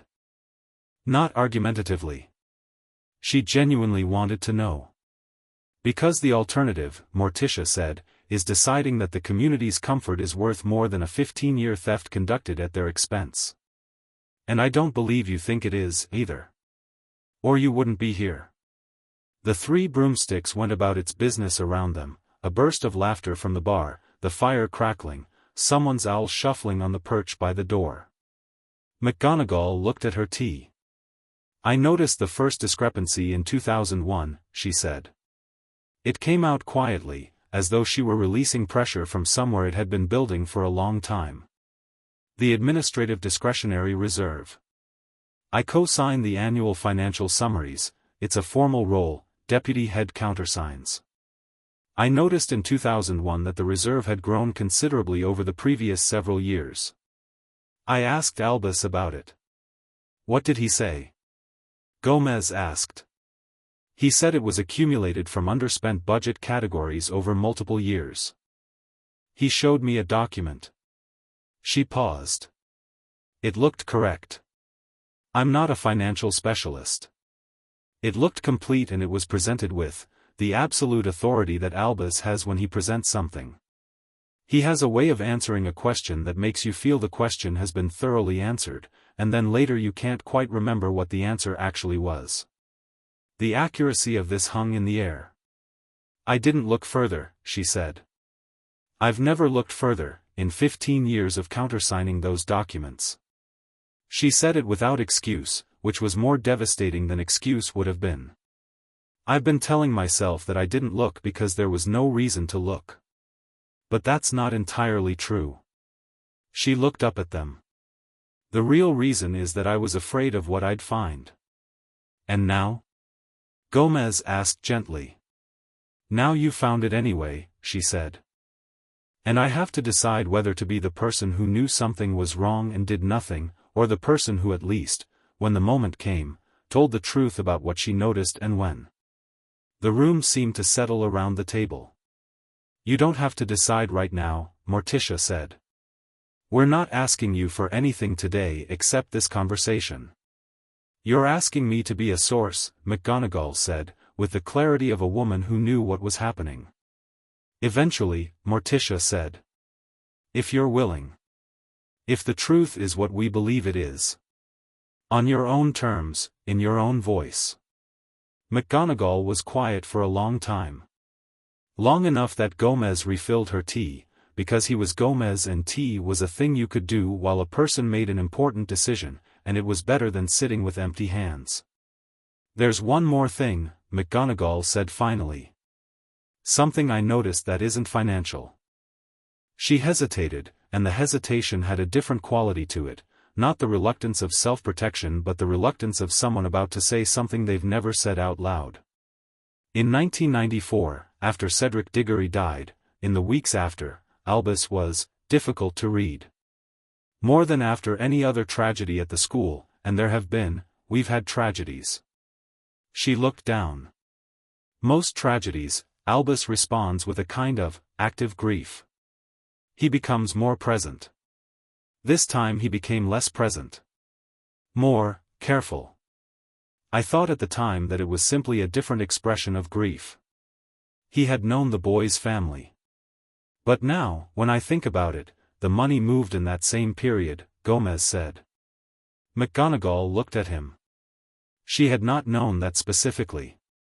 3 days after Cedric Diggory died, Gomez said, quietly, the largest single payment in 15 years was processed from the Daily Profit Fund to the Administrative Discretionary Reserve.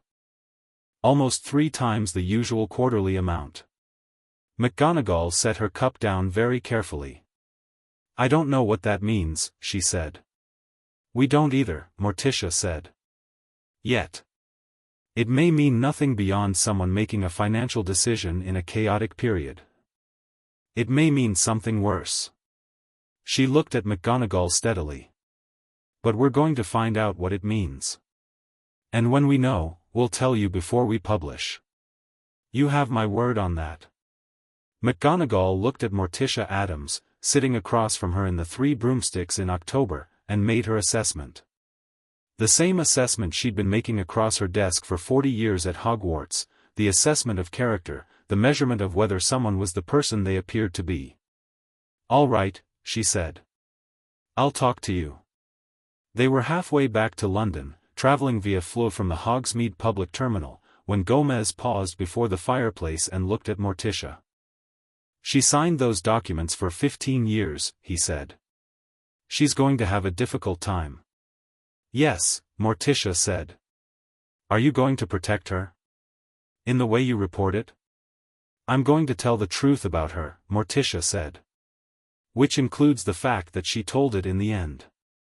She stepped into the fireplace, took a handful of powder. That's the only protection worth offering. Gomez watched her disappear in a column of green flame. Then he smiled, not the wide, exuberant smile of delight, but the smaller, quieter one that he kept for moments when the world showed him something genuinely worth admiring. He stepped into the fireplace. Wednesday was waiting at the operations table when they got home, surrounded by papers and the particular atmosphere of a person who had found something while they were gone. The 6-week gap, she said, without preamble. I found it. Gomez pulled off his coat. Morticia set down the obsidian case. They both looked at Wednesday. The endowment registration was filed on September 3, 1988, Wednesday said. That date is during the transition period between Dippet's formal retirement and Dumbledore's first official week as headmaster. But the filing is in Dumbledore's handwriting. She held up a copy of the original registration document. Rita had got a high-quality copy from the archives. She pointed to the signature block. See? That's Dumbledore signing as, look at the title. He signed it as acting headmaster and educational trustee. Not as headmaster. Because Dip-Pet didn't officially leave until September 10th. He filed it before he was officially in charge, Gomez said. 7 days before, Wednesday said. In his predecessor's transition period. Which means, he planned it before he took the job, Morticia said. The room held that for a moment. He didn't inherit it from Dip-Pet's administration, Gomez said slowly. He created it and then used Dip-Pet's transitional period, when oversight was at its loosest, to file the registration under the old administration's umbrella. So that if anyone ever looked, Wednesday said, it would appear to predate his tenure. It would appear to be an existing fund he'd taken over. Not something he'd built from scratch. Morticia looked at her daughter with the expression she reserved for moments of genuine, pure pride, still and serious and entirely warm. Good work, she said. Wednesday took this with the same steadiness she took everything. There's more, she said. The 6 weeks between the filing and the first profit payment, I found the connecting document. She pulled out a second sheet. It's a charitable advertising agreement. Dated October 15, 1988. Between the Hogwarts Educational Advancement Fund and the Daily Prophet. It's signed by, she looked up. Barnabas Cuff. The previous owner of the Daily Prophet, Gomez said. Who is now dead, Wednesday said. Who is now conveniently dead, Morticia said. There's a question, Wednesday said, and her voice here lost none of its calm but gained a different quality, the quality of someone asking the question that everyone in the room was thinking and nobody had yet said aloud. If Cuff signed this agreement in 1988, and it's been running for 15 years, did Cuff know what it was? Was he a participant, or was he deceived? The room was quiet. That, Morticia said, is what we need to find out. She looked at the document. Barnabas Cuff died 6 months ago. But he was running this paper for 30 years. Someone on this staff knew him. Someone might know what he knew. Rita, Gomez said. Rita, Morticia agreed. She looked at the clock. It's late. Tomorrow morning. I'll write it up, Wednesday said, pulling her notepad back. Wednesday, Gomez said. She looked at him. You know you don't have to do this, he said. It's not your responsibility. We didn't bring you here for, I know, Wednesday said. I want to. She looked at the papers on the table, the shape of what they'd been building. Someone used a school as a vehicle for theft. A school full of children. She turned back to her notes. That's offensive. It was the most animated she'd been about anything all week. Pugsley came in from the basement at 10 o'clock smelling of solder and achievement, looked at the table, looked at the faces, and said, What did I miss? Everything, Wednesday said. Cool, Pugsley said, and went to find food. The visit Gomez had been expecting came on Friday. He arrived, as all the most significant visitors arrived, without warning and with tremendous presence. The fireplace in the downstairs sitting room, the one connected to the Flu network, flared green at 7:30 in the morning, and Albus Dumbledore stepped out. He was tall, silver-bearded, wearing deep blue robes and half-moon spectacles, and he carried himself with the settled, unhurried authority of a man who had walked into countless rooms and had never once felt he didn't belong in any of them.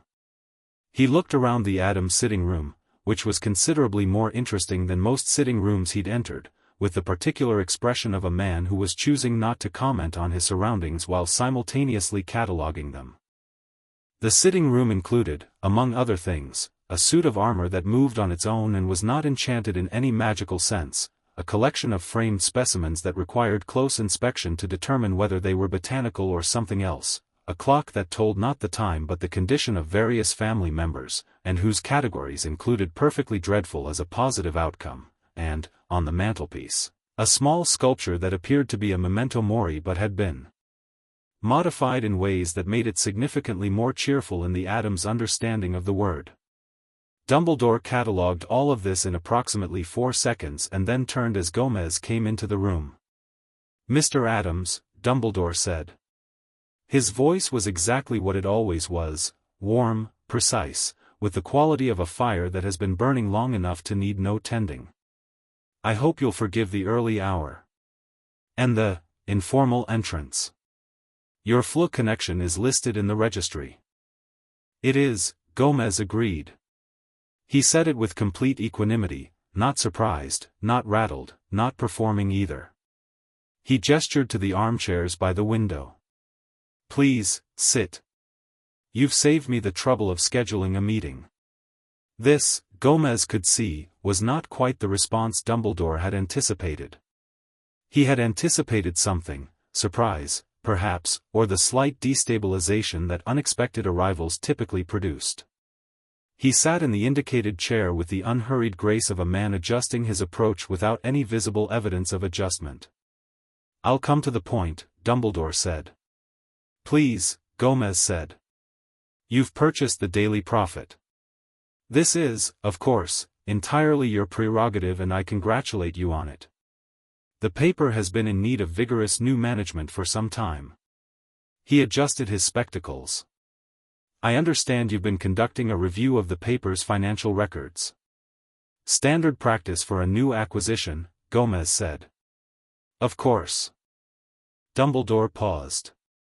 "I also understand that you've been making inquiries into the Hogwarts Educational Advancement Fund." Gomez looked at him steadily. He didn't confirm it. He didn't deny it. He simply looked, with the patient attention of a man waiting for the actual offer to appear.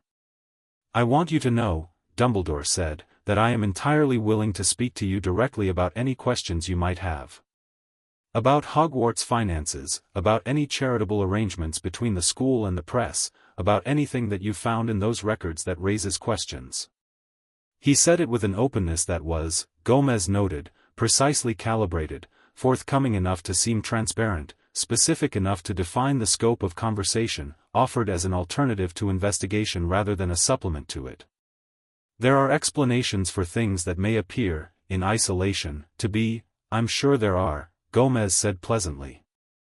"I'll tell you what, let's do this properly. Once we've completed the financial review, once we have all the relevant documents assembled, we'll reach out to you for comment. That's how this works. You'll have the chance to provide your context, and we'll publish it alongside the story, accurately and in full. And if I were to suggest," Dumbledore said, and here his voice shifted fractionally, not threatening, more like a door opening to a different room, "that the story, if published, would cause significant distress to who?" Gomez asked.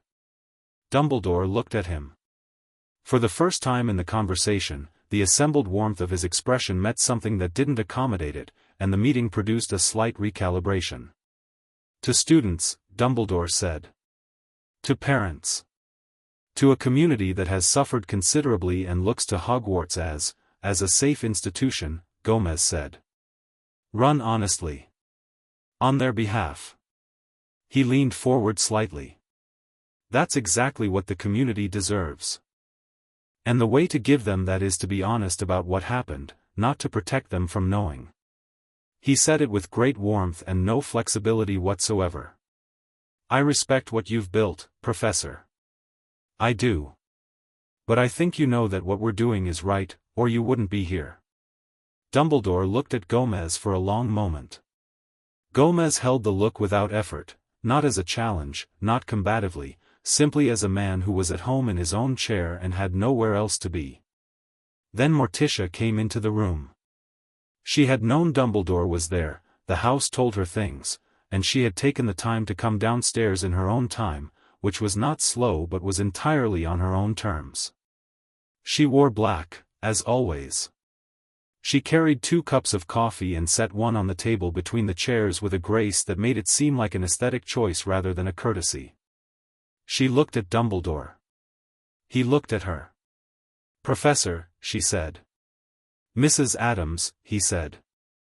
She sat in the chair beside her husband, crossed her ankles, and looked at the most powerful wizard in Britain with the same quality of attention she brought to every problem that interested her, complete, patient, and entirely free of anything that might be mistaken for deference.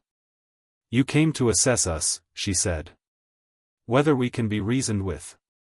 Whether there's a version of what we know that can be managed." She said it without cruelty, as simple diagnosis. "That's understandable. It's what an intelligent person in your position would do." "And your assessment of my assessment?" Dumbledore asked. There was something in it that was almost genuine. "I think you're a brilliant man," she said. "And I think that brilliance has been in service of your own survival for long enough that it's become habit. And I think you came here this morning because you still believe that if you find the right angle, the right argument, the right register, you can make us see this the way you need us to see it." She paused. "You can't. But I appreciate that you tried directly, rather than sending intermediaries." The room was very still. The clock on the mantelpiece said perfectly dreadful for no particular reason. Dumbledore rose. He picked up his robes, a gesture of departure, and looked at them both. "You are," he said quietly, "not what I expected." "So we've been told," Gomez said. Dumbledore nodded once, something in his expression that was difficult to name, not quite resignation, not quite respect, possibly both, and went to the fireplace. He paused with his hand on the mantelpiece. His back was to them. "I would ask," he said, "only that you be certain that what you publish is true. Entirely, verifiably, irrefutably true." He said it not as a threat but as something that sounded, strangely, like a plea. "If you are going to take something apart, be sure you've understood all of it." "That's exactly what we're doing," Morticia said. He stepped into the flue and was gone. Gomez and Morticia sat in the sitting room for a moment after the fire settled. The suit of armor made a small sound. The clock swung to a different reading. "He's afraid," Gomez said. "Yes," she said. "But he's also," he meant that last thing. "The warning to be certain." "I know. There's something we're still missing," she said. "Something beyond the money. Something he's more afraid of than the financial exposure." Gomez looked at the cold fireplace. "The 1997 payment. The 14%. Yes." She picked up her coffee. "We need the internal accounts. The real ones." She looked at him. "We need McGonagall to give us access to what she countersigned." "That's a significant ask," Gomez said. "Yes," Morticia said. "But she's ready." He thought about this. Thought about McGonagall's hands around the teacup, the 15 years of countersigning, the document she'd been shown that looked correct. The door she'd been choosing not to open. What changed, he asked. What made her ready, after all this time? Morticia looked at her coffee. She saw that someone else was going to tell the truth, she said. And she realized that if someone was going to tell the truth about her, she'd rather it be the version where she told it herself.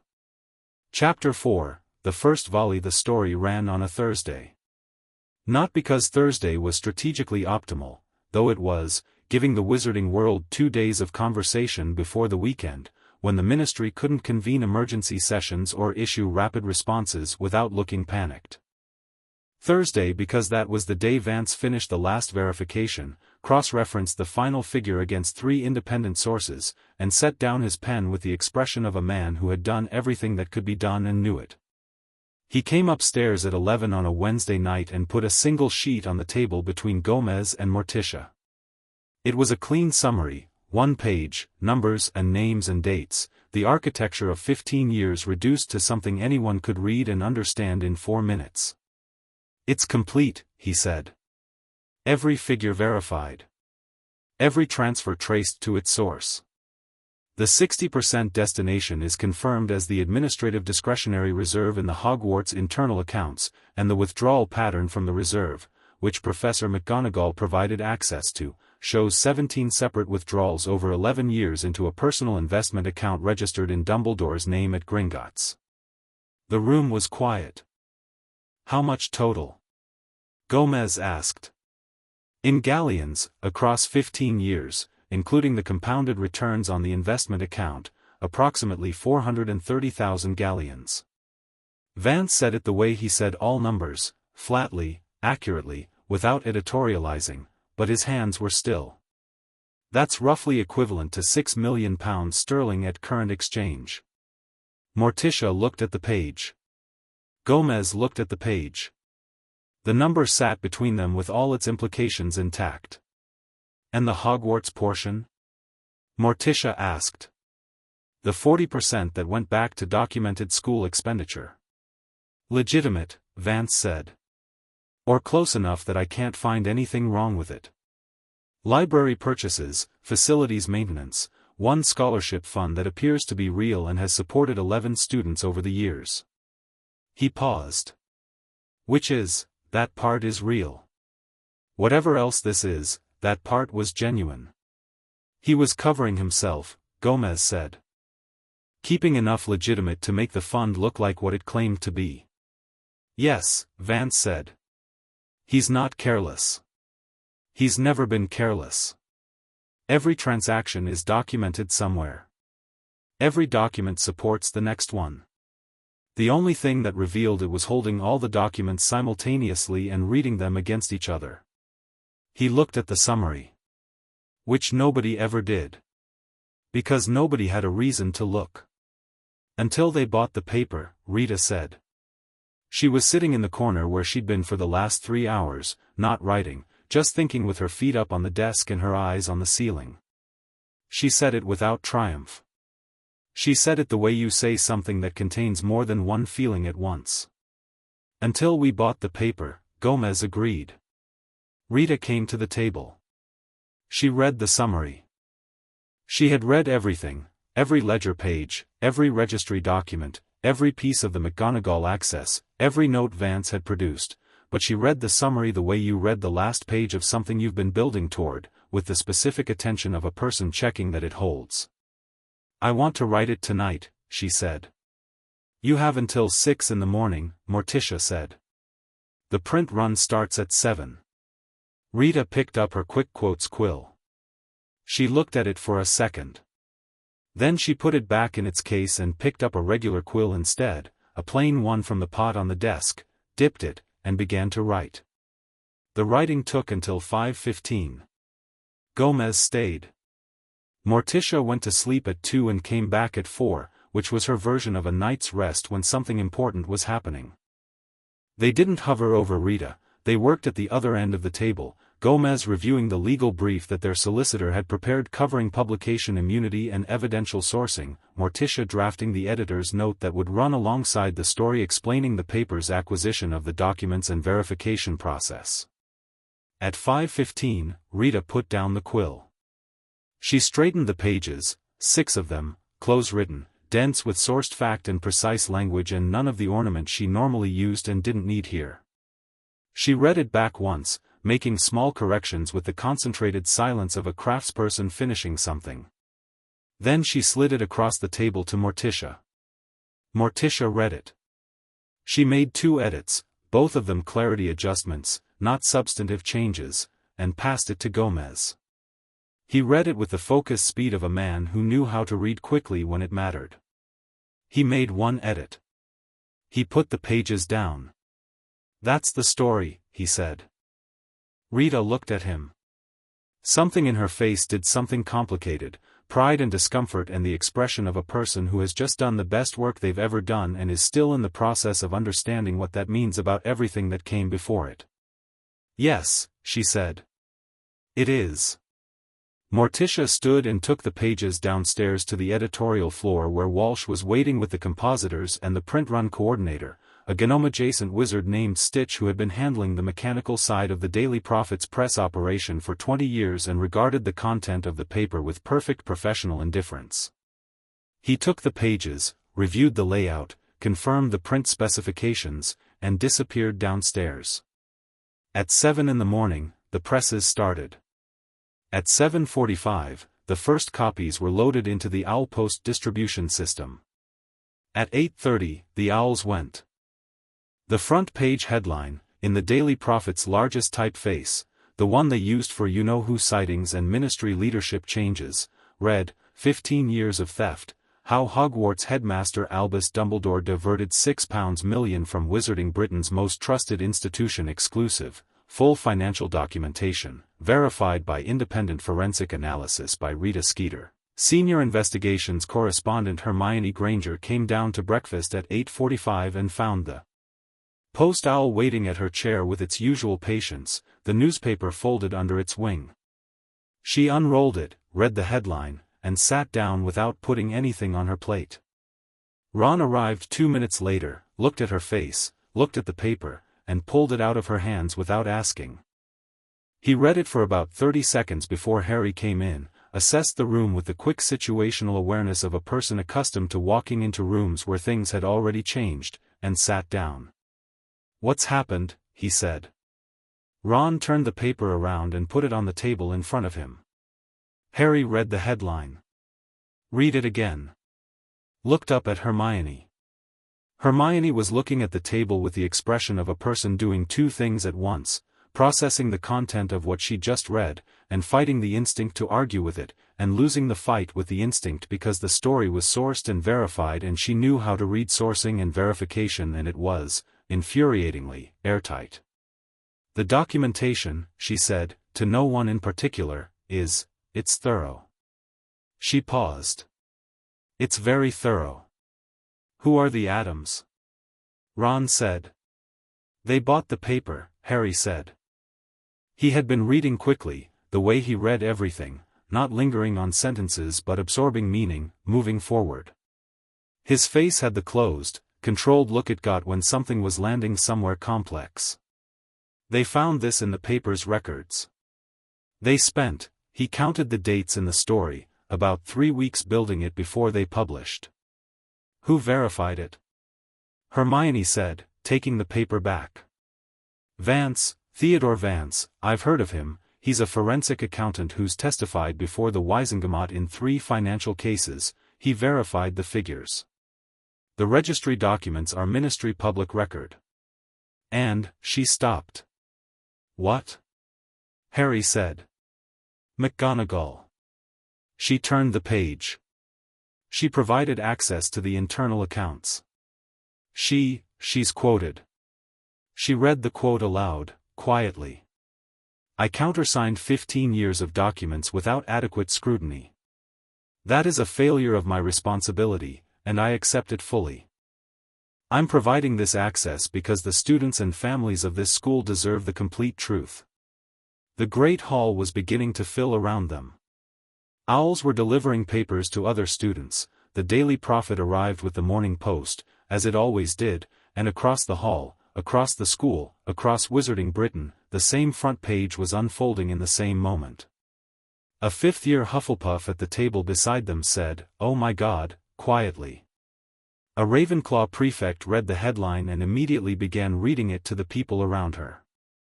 A Gryffindor 7th year looked at it, looked at the staff table, and then looked at it again as though hoping the second look would produce a different answer. At the staff table, several professors were receiving their own copies. Professor Flitwick read his with small, rapid movements of his eyes and no expression whatsoever. Professor Sprout read hers and then set it down very carefully, the way you set something down when your hands aren't entirely steady. Professor Snape had not opened his. The headmaster's chair at the center of the table was empty. It had been empty at breakfast for 3 days running, which normally would have been commented on, but in the context of a paper that had been building towards something for 3 weeks, that had run 2 previous stories that had the quality of calibration shots, several members of staff had been waiting for something without knowing what they were waiting for. Now they knew. Harry watched the staff table and thought about the empty chair. Thought about Dumbledore's office, the portraits, the pensieve, the years of trusting absolutely in the direction he was pointed. He thought about Cedric, because the story mentioned Cedric, not by name in the main text, but in a sidebar note about the anomalous 1997 payment, described as occurring 3 days following the fatal incident at the Triwizard Tournament, and the careful non-specificity of that language somehow made it worse. He didn't say anything. He ate breakfast mechanically and read the story twice and didn't say anything. The owls found their targets across Britain with the reliability of Morning Post. In a ministry office on the 4th floor, Cornelius Fudge read his copy standing at his desk, before taking off his hat, which he set on the desk, and sitting down, which he did slowly. His aide came in at 9 with 3 urgent memos and found him still sitting. In a manor house in Wiltshire, Lucius Malfoy read the front page, took a deliberate sip of his coffee, and said nothing for several minutes. Then he called for his solicitor. In a cottage outside Edinburgh, a wizard named Periwinkle, formerly a Nimbus Corporation source who had relocated in 1991 and changed his name twice, read the story and then read it again and then picked up his telephone and called a London number that he had kept in his address book for 4 years and never used. In Hogsmeade, at the Three Broomsticks, Madame Rosmerta read it over the bar while the morning's first customers came in, and when a wizard tried to make a joke about it she looked at him until he found something else to do. And in an office in the Daily Prophet building, Morticia Addams sat at her desk and read the first responses as they arrived, the ministry statement, the letters from readers, the immediate reaction pieces from 3 smaller wizarding publications that had been watching the Prophet since Friday's first story and had their reporters ready. The ministry statement was 4 paragraphs of careful language that managed to simultaneously express shock, withhold judgment pending review, affirm the ministry's commitment to financial transparency in magical educational institutions, and not once say Dumbledore's name. It was, Morticia thought, the most expensive nothing she had ever read. She made a note of its exact phrasing in her legal pad. The precise language of the evasion was going to matter later. The first attack came at 11. Not a physical attack, this wasn't that kind of war, or at least it wasn't yet. It was a legal challenge, delivered by a wizard from the Ministry's Office of Magical Press Regulation who arrived at the Daily Prophet building with 2 copies of an emergency filing and the strained expression of someone executing an order they had received this morning. The filing challenged the paper's operating license on 3 grounds: the owner's non-wizarding status, the sourcing of documents that were argued to be private institutional records, and, most creatively, a clause in the Press Regulation Act of 1954 that required newspapers covering ministry-adjacent institutions to file advance notice of stories involving current officeholders. Dumbledore's a Hogwarts headmaster, the wizard explained to Walsh, who had brought Morticia the filing. He holds a position regulated under he holds a private educational appointment, Morticia said. She had the Press Regulation Act open on her desk because she had read it in its entirety on the day they bought the paper. She turned to the relevant page and set it in front of the filing wizard without looking at him. Section 12. The advance notice requirement applies to elected and appointed ministry officials. It does not extend to private institutional appointments regardless of ministry affiliation. The Hogwarts headmaster is not a ministry official. She paused. You know this. Whoever wrote this filing knows this. The wizard looked at the act. He looked at the section. He had the expression of someone who had been handed a document this morning and told it was solid and was now revising that assessment. The owner's non-wizarding status, the operating license has no magical status requirement, Morticia said. I'll save you the trouble of the page number, it's not there. The license requires financial solvency, which we demonstrated at Gringotts, and journalistic purpose, which we demonstrate daily. She looked at him. Is there anything else? The sourcing.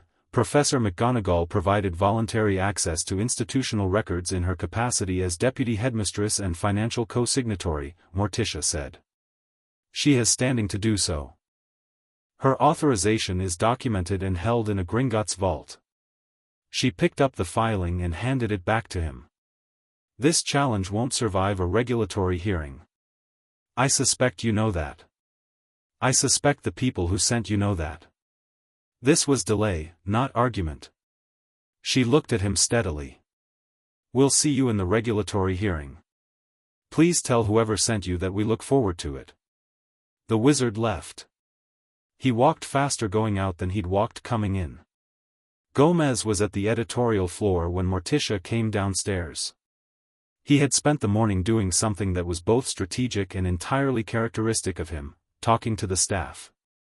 Not a formal meeting, just conversation, moving through the floor, stopping at desks, asking people what they were hearing, what they were feeling, what questions readers were asking in letters and owl messages.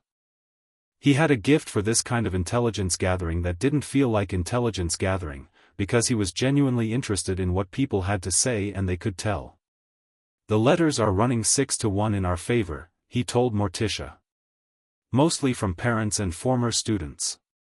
A significant number from people who say they always felt something wasn't right about certain Hogwarts financial requests, bursary applications that were denied without explanation, scholarship funds that seemed underpowered, and are now seeing it in context.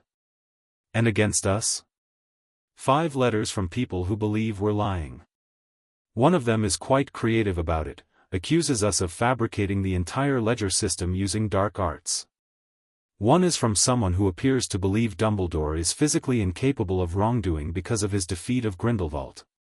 He paused. 3 are from the same address. "Keep them all," Morticia said. "Date stamped. We'll need the record of the response pattern." "Already done." She told him about the legal challenge. He listened with the focused attention he gave everything that came close to his family's work, and when she'd finished he said, "They'll try something harder next." "Yes," she said. "What's our most exposed point?" She thought about it honestly. "McGonagall. She's the one who gave us access to the internal accounts. If they can argue her authorization was improper, can they? They can try. Her authority is solid legally, but legally solid and practically invulnerable aren't the same thing. If they put pressure on her directly, on her position at Hogwarts, she'll hold," Gomez said.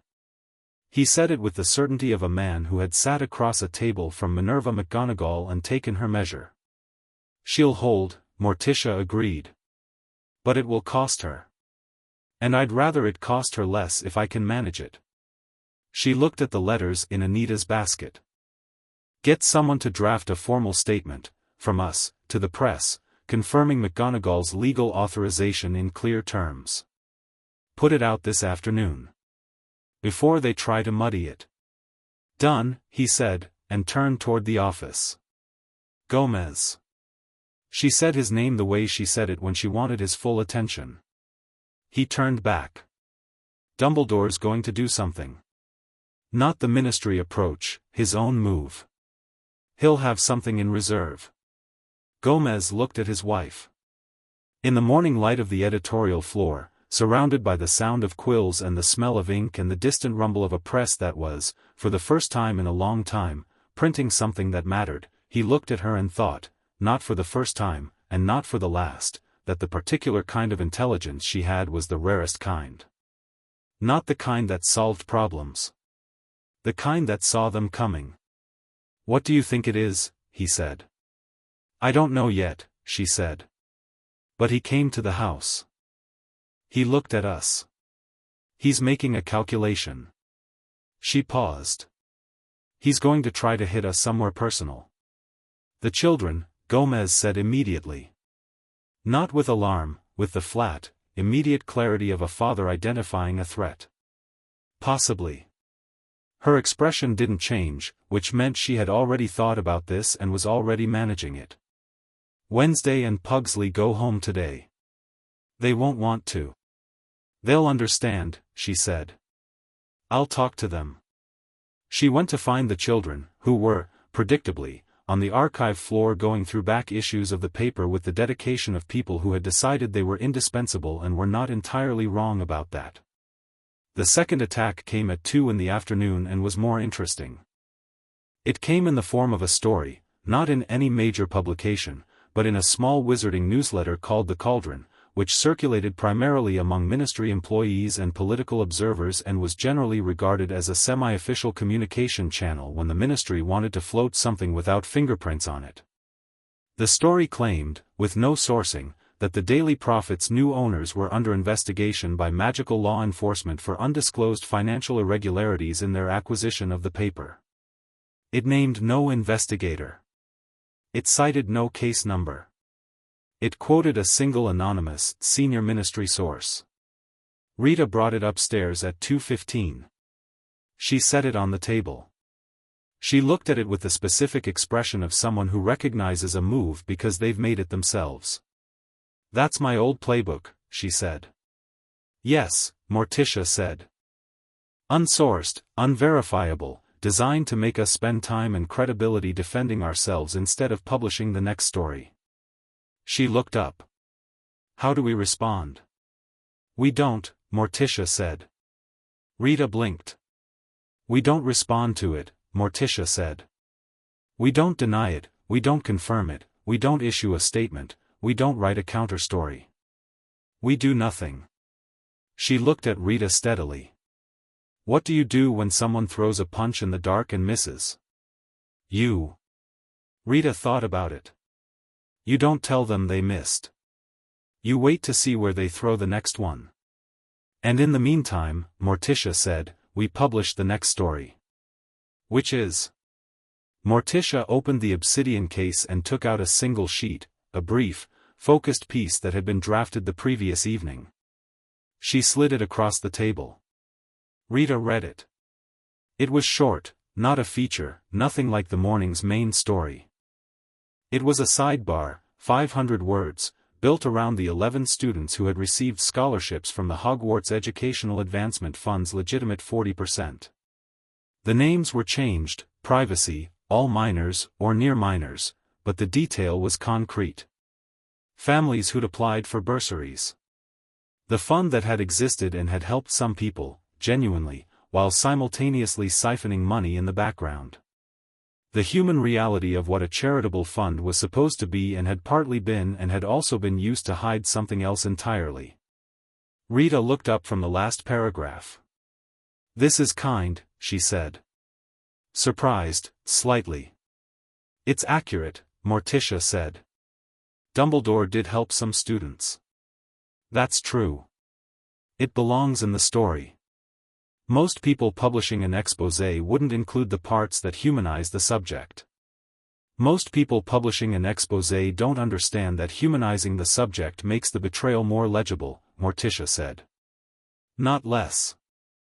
The fact that he did real good makes the fact that he also did this worse. Not better." Rita read it again. "Run it," she said. "It's right." "Tomorrow's edition," Morticia said. Page 3. The afternoon brought owls. Not reader owls this time. Official correspondence. 3 from wizarding legal firms, 2 requesting comment for stories other outlets were preparing, 1 more pointed, from a firm that appeared to be representing an unnamed party interested in the paper's sourcing documentation. A summons from the ministry's Press Regulatory Board, scheduling a hearing for the following Wednesday. An owl from the Hogwarts Board of Governors requesting, in the formal language of bodies that rarely make requests, a meeting. And 1 owl, small and gray, carrying a letter that had no return address and was written on paper that had been charmed to appear blank until it was held up to the light. Morticia held it up to the office window. Gomez stood beside her and read it with her. It was brief. It said, "You're right about the money. But you don't know what it was for. Before you finish this, you need to understand what it was for. The answer is in the 1995 Hogwarts financial audit, the one that was never filed with the ministry. It exists. Dippett's successor hid it. It will change how you understand everything." "A friend." They looked at each other. "Dippett's successor," Gomez said. "That's Dumbledore." "A financial audit that was never filed," Morticia said. "For 1995. A year after the Triwizard Tournament was announced. A year before it ran." He was thinking aloud, assembling. "Someone commissioned an audit. Dumbledore hid it. Then the tournament happened. Then the money spiked. If the audit found something in 1995 that threatened his position, he would have needed resources to manage the threat," Gomez said. "Not just financial resources. Influence. The ability to move things, suppress things, reach people. He looked at the letter. The investment account at Gringotts. He wasn't just stealing. He was building a war chest. The room was very still. A war chest for what? Morticia said, and it was not quite a question because they were both already reaching toward the same answer. For everything that came after 1994, Gomez said. Everything that needed to be managed quietly. Paid for quietly. A boy died, Morticia said. Yes, Gomez said. She set the letter down. Looked at it. Then she went to the window and looked at Diagon Alley in the October afternoon, the shops, the people, the ordinary commerce of a world that had been through a terrible thing and come out the other side and was trying, as people do, to believe that the people at the top of it were trustworthy. We need the 1995 audit, she said. The anonymous friend seems to know where it is. The anonymous friend may be a trap. Yes, Gomez said. Or they may be someone who has been carrying this for a long time and has been waiting for someone to receive it. He paused. Someone who can read blank paper when they hold it to the light. This was a detail. Whoever had sent the letter knew to charm it that way. Knew that Morticia would hold it to the light rather than assume it was blank. Knew something about her. Someone who's been watching us, Morticia said. Or someone who made inquiries, Gomez said. About who we are. The same way Dumbledore did, before he came to the house. Then they know what we are, she said. And they sent the letter anyway. She picked it up again. That means they trust what they found out. She walked to her desk, sat down, and wrote a response on plain parchment, brief, nothing identifying, simply, we want to understand. Tell us more. She sent it with the gray owl that had been waiting on the windowsill with the patience of a bird that had been told to expect a reply. That evening, 3 things happened in quick succession. The first was that Harry Potter wrote a letter to the Daily Prophet.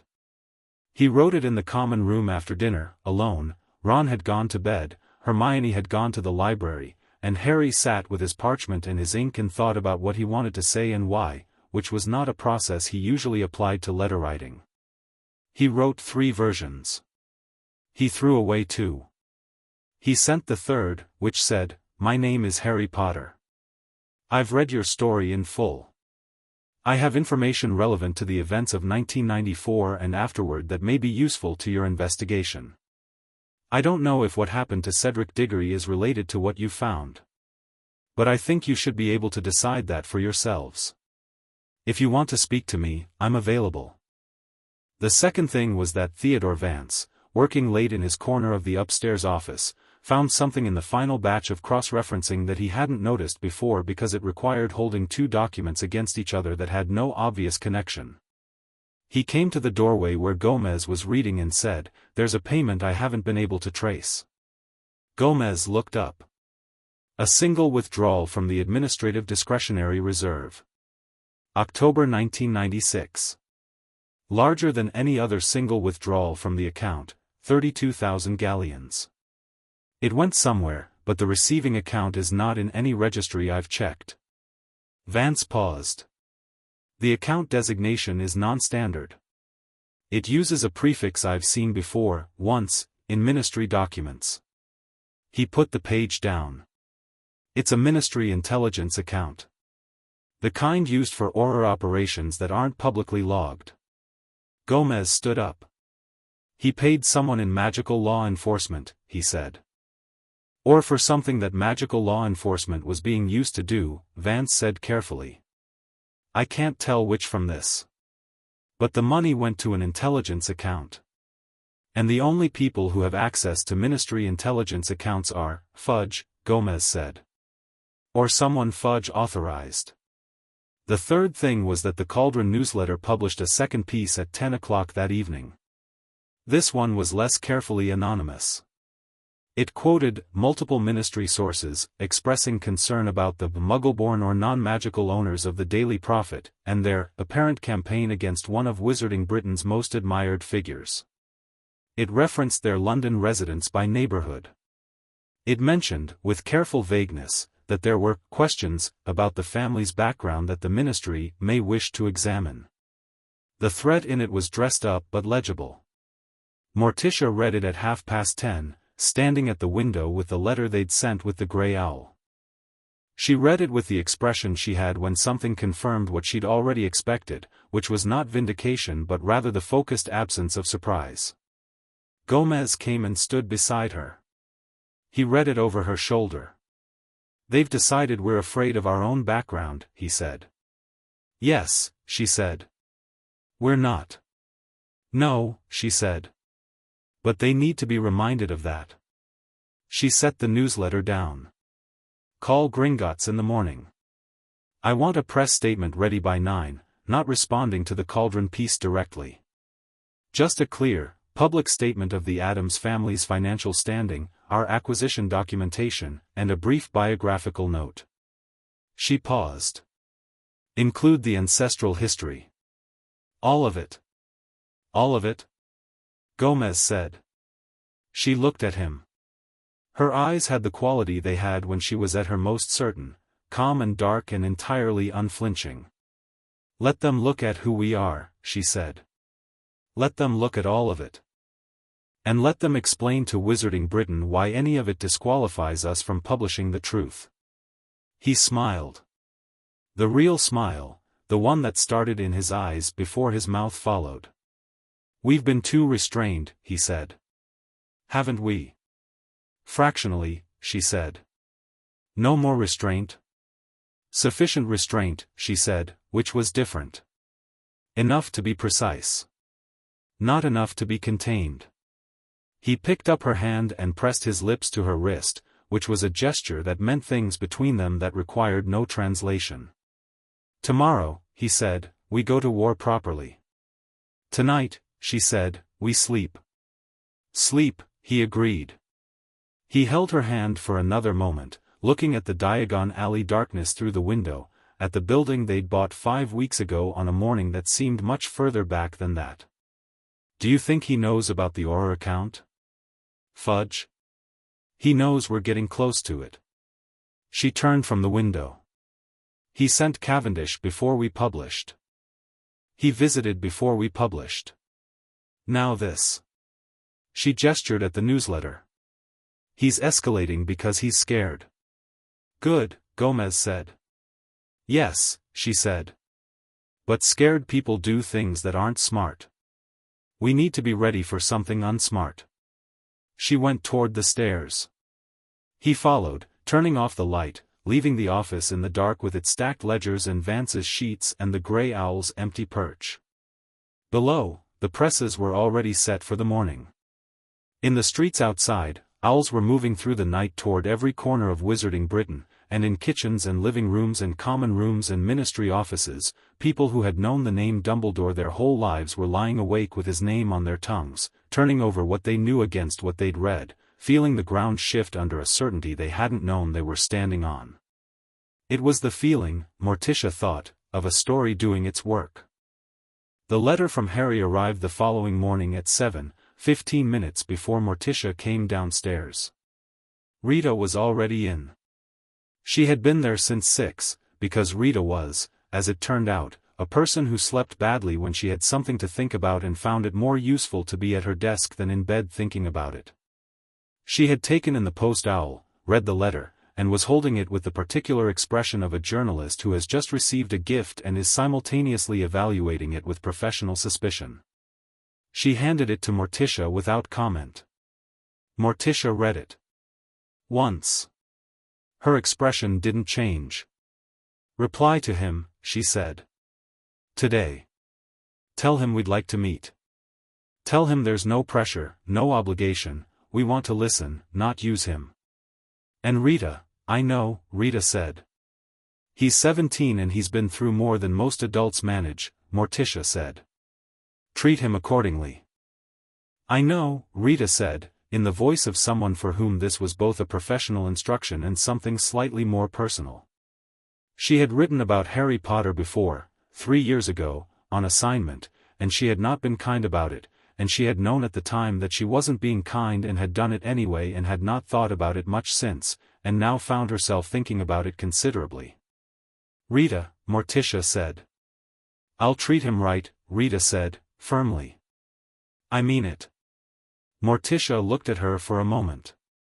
Then she nodded once, the way she nodded when she'd made an assessment and it had come out where she expected. "I know you will," she said. She went to the window, where the morning Diagon Alley was coming to life, shutters opening, the smell of bread from a bakery down the street, an owl post drone already heavy with Thursday's second-day responses to the story. The wizarding world chewing on what it had been told. Processing. Not yet deciding. The gray owl had not come back yet with a response to their message. The 1995 audit was still out there, somewhere, hidden in a place that someone knew and was deciding whether to reveal. The Auror account was a thread that led somewhere she could see the direction of but not yet the end. And Harry Potter had written to them and said, "I think you should be able to decide." She thought about Dumbledore's last words in their sitting room, standing at the fireplace with his back to them. "Be sure you've understood all of it." The strangeness of a warning from a man who should have been hoping they understood nothing. The quality of it, something almost like asking to be caught correctly, rather than asking not to be caught. There was something in this story she still didn't fully have. Something below the money, below the fund, below the audit and the Auror account and the timing. Something that had been the original reason for all of it that she could feel the shape of but not yet the substance. She would have it. The gray owl would come back, or Harry would tell them something, or Vance would find another thread. She would have it because she always found the thing she was looking for when she was willing to follow every direction it pointed. She turned from the window and picked up her pen. Page 1 of Friday's edition was already writing itself in her head. Chapter 5, Countermoves. The gray owl came back on Saturday morning. It arrived at the London house rather than the office, which meant whoever had sent it knew the address, confirming what they'd already suspected, that the anonymous correspondent had done their research. The letter was charmed blank again. Morticia held it to the bedroom window at 7 in the morning while Gomez was still asleep, read it in the early grey light, and sat down on the edge of the bed. Gomez woke up the way he always woke up, completely, immediately, without the transitional fog that most people required. He looked at her face and sat up. "The audit," she said. "They know where it is." He was out of bed before she finished the sentence. The letter said, "The 1995 audit was commissioned by the then chair of the Hogwarts Board of Governors following an anonymous complaint about financial irregularities in the school's charitable accounts." The auditor was a wizard named Brennan Holt. He completed the audit in March 1995 and delivered his findings to the board chair. The board chair at that time was Abraham Selwyn. He died in 1999. His estate was managed by his daughter, Cecily Selwyn Cross, who lives in Bristol. She inherited everything, including his professional papers, which she has kept in storage because she didn't know what to do with them. She doesn't know what's in them. But Brennan Holt is alive. He's retired. He lives in Dundee. He knows exactly what he found. He's been waiting for someone to ask him about it for 8 years. Below that, an address in Dundee. And then, he'll talk to Mrs. Addams. Not to a reporter.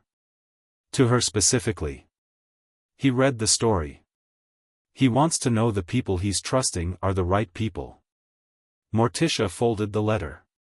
Looked at Gomez. He was reading over her shoulder and had the expression of a man who had stopped thinking about sleep entirely. "Dundee," he said. "Today," she said. "I'll get dressed." "You're already dressed," she said. He looked down. He was wearing his waistcoat and trousers from the night before. "So I am," he said, pleased. Efficient. Dundee was 4 hours by car, which was how they went. Gomez drove with the window down and one elbow out, navigating Scottish roads with the relaxed confidence of a man who drove the way he did everything else, which was to say with tremendous enthusiasm and no particular regard for what the speed limit thought about it. Morticia sat in the passenger seat with the letter and her legal pad and the quiet that she maintained on long drives, which was not uncomfortable silence but thinking silence, the kind that had a quality to it. At some point past Perth, Gomez said, "What do you think he found?" "In the audit?" "In the audit." She thought about it properly rather than reaching for the first available answer. "The obvious thing is that he found the fund diversion, the payments from the profit, the reserve extraction. That's the financial crime." "But..." She paused. "If that's all he found, Dumbledore would have had a simpler path. Acknowledge the error, repay the money, negotiate with the board. He's politically powerful enough that a financial mismanagement scandal in 1995 would have damaged him but probably not ended him. Instead he buried the audit entirely," Gomez said. "Which means what Holt found was something he couldn't negotiate or manage," she said. "Something that wouldn't survive disclosure regardless of his influence." She looked at the window. The Auror account. The 32,000 galleons to a ministry intelligence operation in 1996. A year after the audit, Gomez said. "If Holt found evidence of the intelligence connection, then Dumbledore wasn't just stealing," Morticia said. "He was using the money to fund something that ran through ministry intelligence channels. Something officially invisible." She turned the pen in her fingers. Something that needed to be invisible. They drove in silence for a while. The Scottish landscape did its autumn thing outside the windows, slate and gold and the specific grey of northern clouds that made everything look simultaneously desolate and magnificent. "There's another possibility," Gomez said. "Yes," she said. "The money wasn't for something wrong," he said. "The money was for something he believed was necessary. Something the official channels couldn't do or wouldn't do." He kept his eyes on the road, but the quality of his voice had shifted slightly, less investigative, more something else. He defeated Grindelwald. He knew Voldemort was coming back before almost anyone else. He spent a decade trying to prepare for something everyone else refused to believe was real. "That doesn't make theft justified," Morticia said. "No," Gomez agreed. "But it might be the reason. And the reason is part of the story." "The reason is always part of the story," she said. "That's what Holt is going to tell us." Brennan Holt lived in a terrace house in Dundee with a small garden full of winter vegetables and a tabby cat on the front step that regarded Gomez with professional suspicion. Holt himself answered the door before they knocked. He'd been watching from the window, which told you something about the quality of waiting he'd been doing. He was in his late 70s, a compact man with the bearing of someone who had once been very precise and remained so, though the precision now operated in a quieter register. He had sharp eyes behind thick glasses and the hands of a man who had spent a lifetime handling documents. He looked at Morticia first, then Gomez, then the car at the curb, then back at Morticia. "You came yourselves," he said. "We come everywhere ourselves," Gomez said warmly, which was true. Holt stepped back from the door. "Come in then." The front room was clean and ordered in the way of someone who lived alone and had long ago made their arrangements with their own habits. There was a fire, which was welcome after 4 hours in a moving car, and tea appearing from the kitchen with the automatism of Scottish hospitality, and Holt sitting across from them with his hands on his knees and the expression of a man who had been rehearsing this conversation in his head for 8 years and was now trying to remember which version he'd settled on. "You read the story," Morticia said. "3 times, Holt said. "Once when it came. Once in the evening. Once this morning." He looked at her.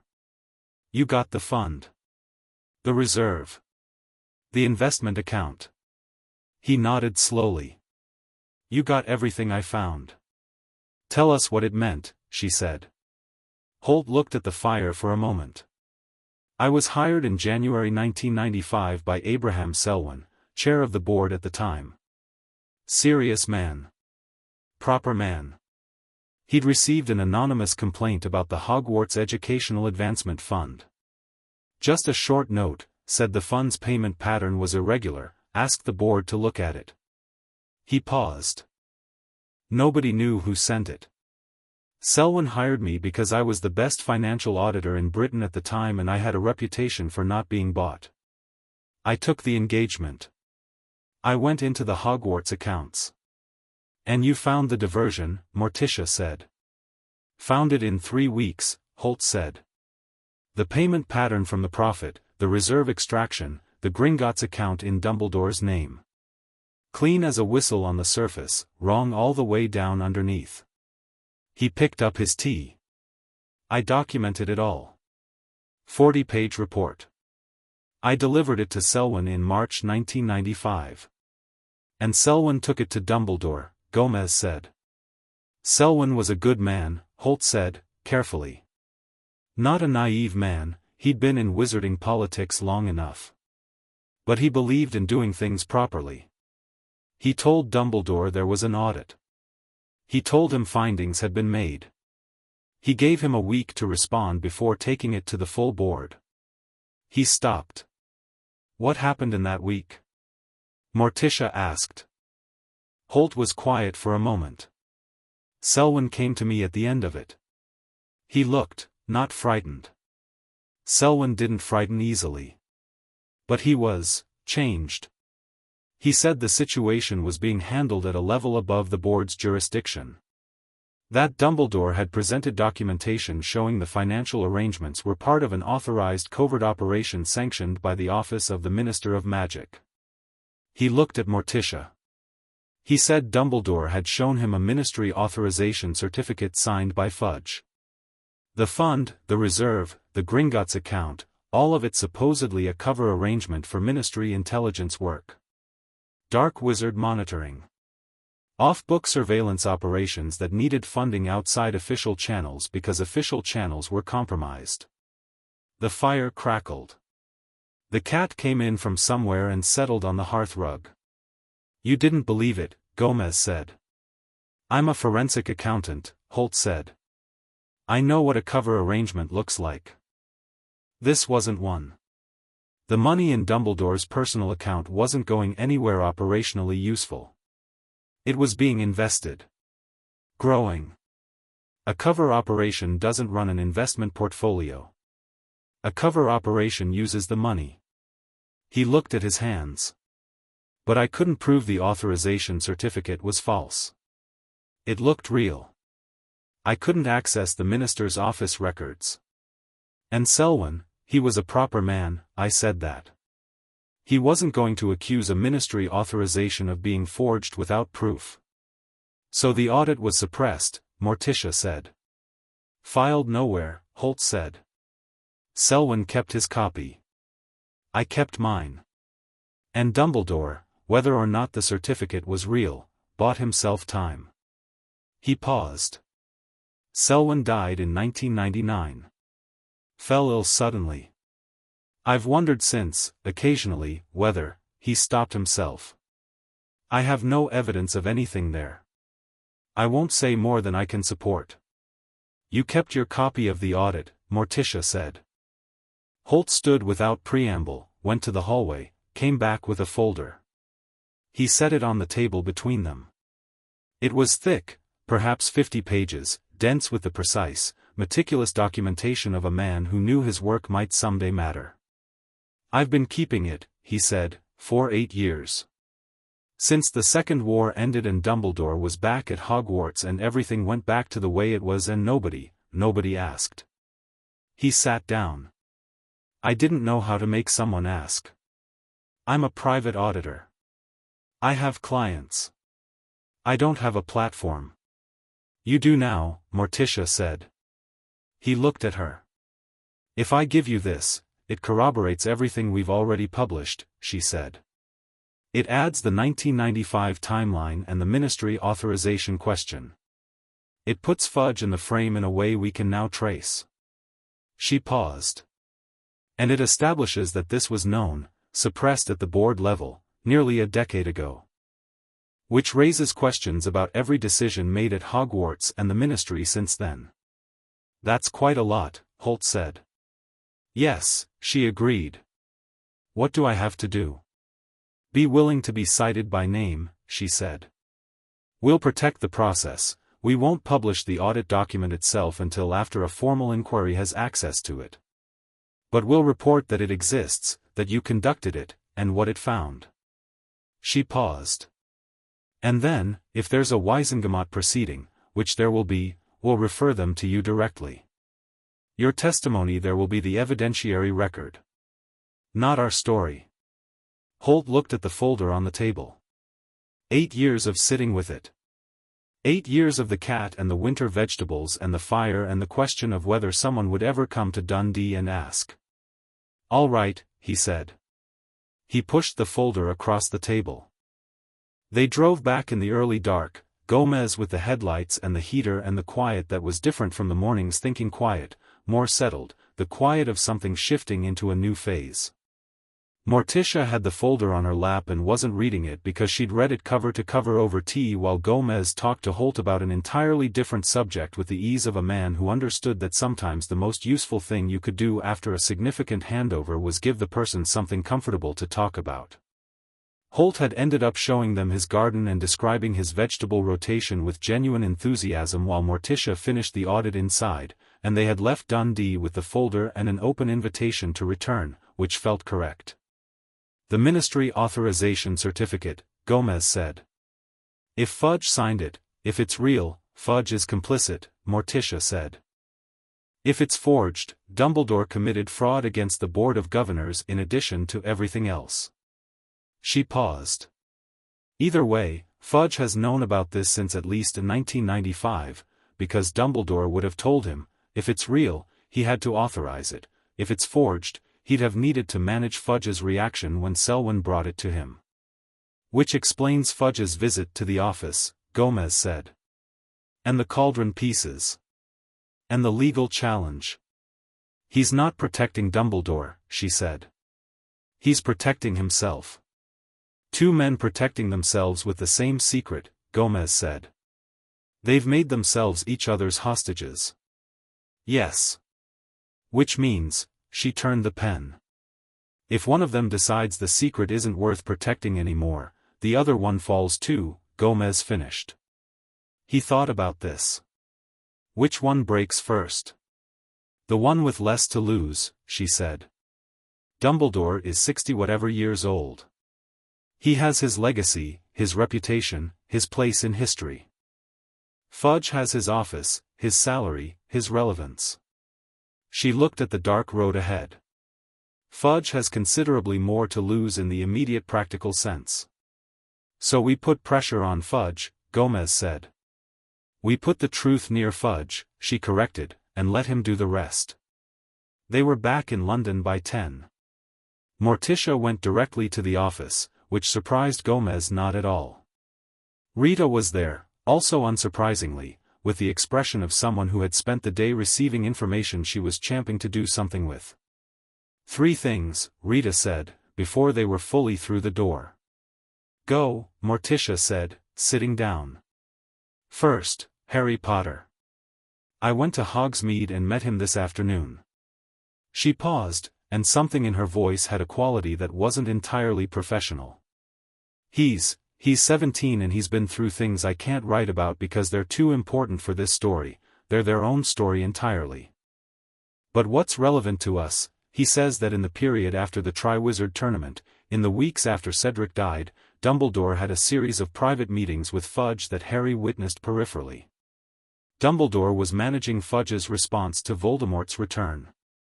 He was, Harry's word was steering what Fudge knew and believed and what he reported to the Wiesengemot. Dumbledore managed the minister's response to Voldemort's return, Gomez said. He was the one person who could, Rita said.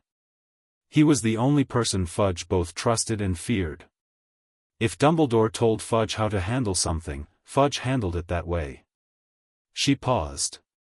Harry thinks, and he's right, I think, that part of what the money funded was information control.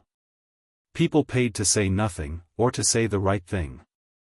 The surveillance operations Holt mentioned, Dumbledore was gathering intelligence on his enemies, but also on his allies, so he knew what everyone owed and who could be moved.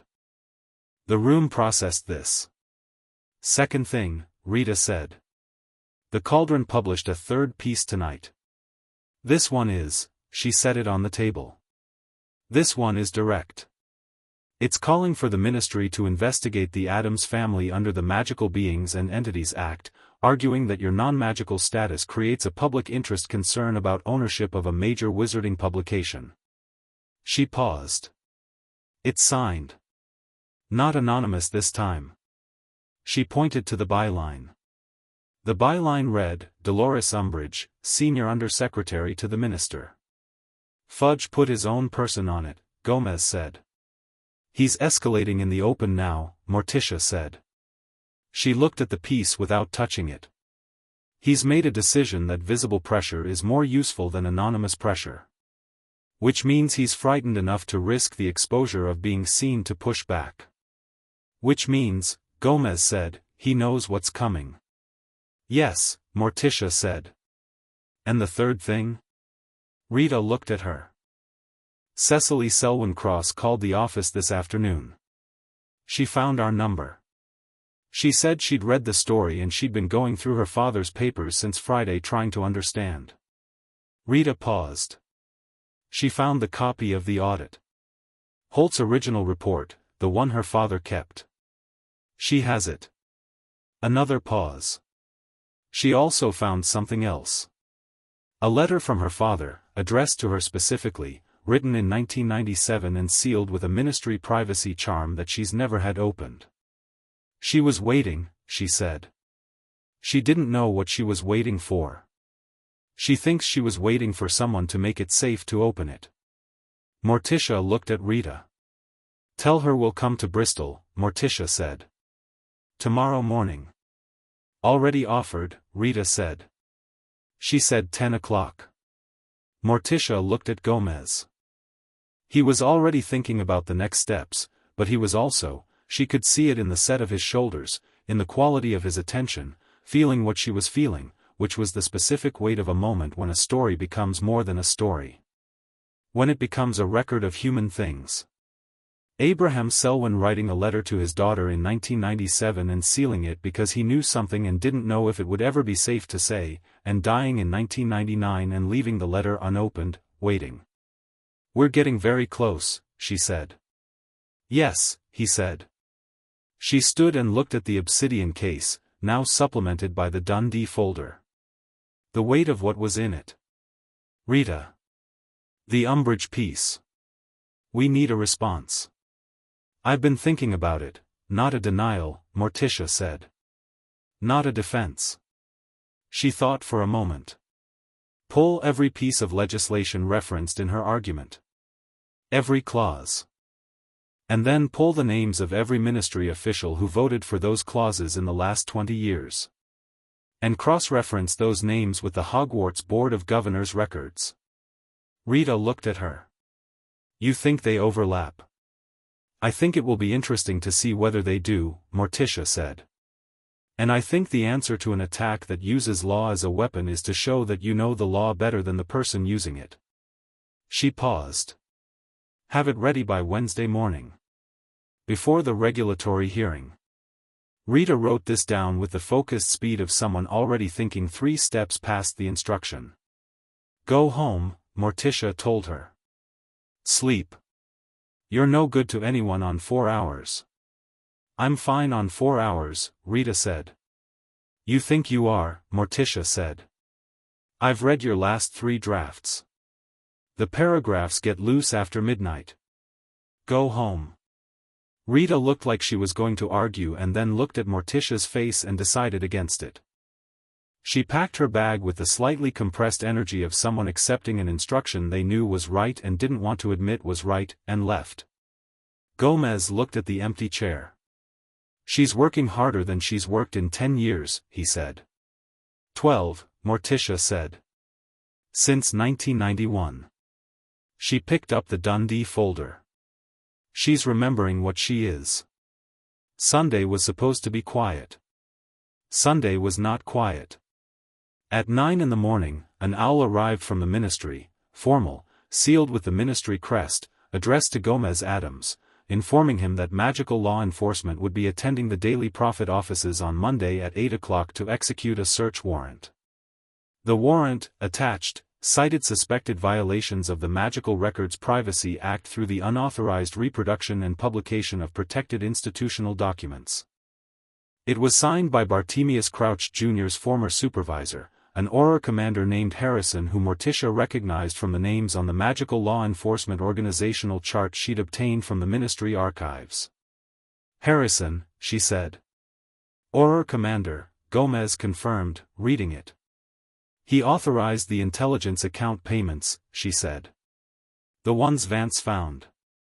He's not acting on Ministry instructions, he's protecting himself. He thinks if he can seize our documentation, he can claim the evidence was improperly obtained and the investigation collapses," she said. "It's not a bad move. If our originals are at the offices." "They're not," Gomez said. "They've been at Gringotts for 3 weeks. He doesn't know that," she said. "Which means on Monday morning we let him come to the offices and find nothing."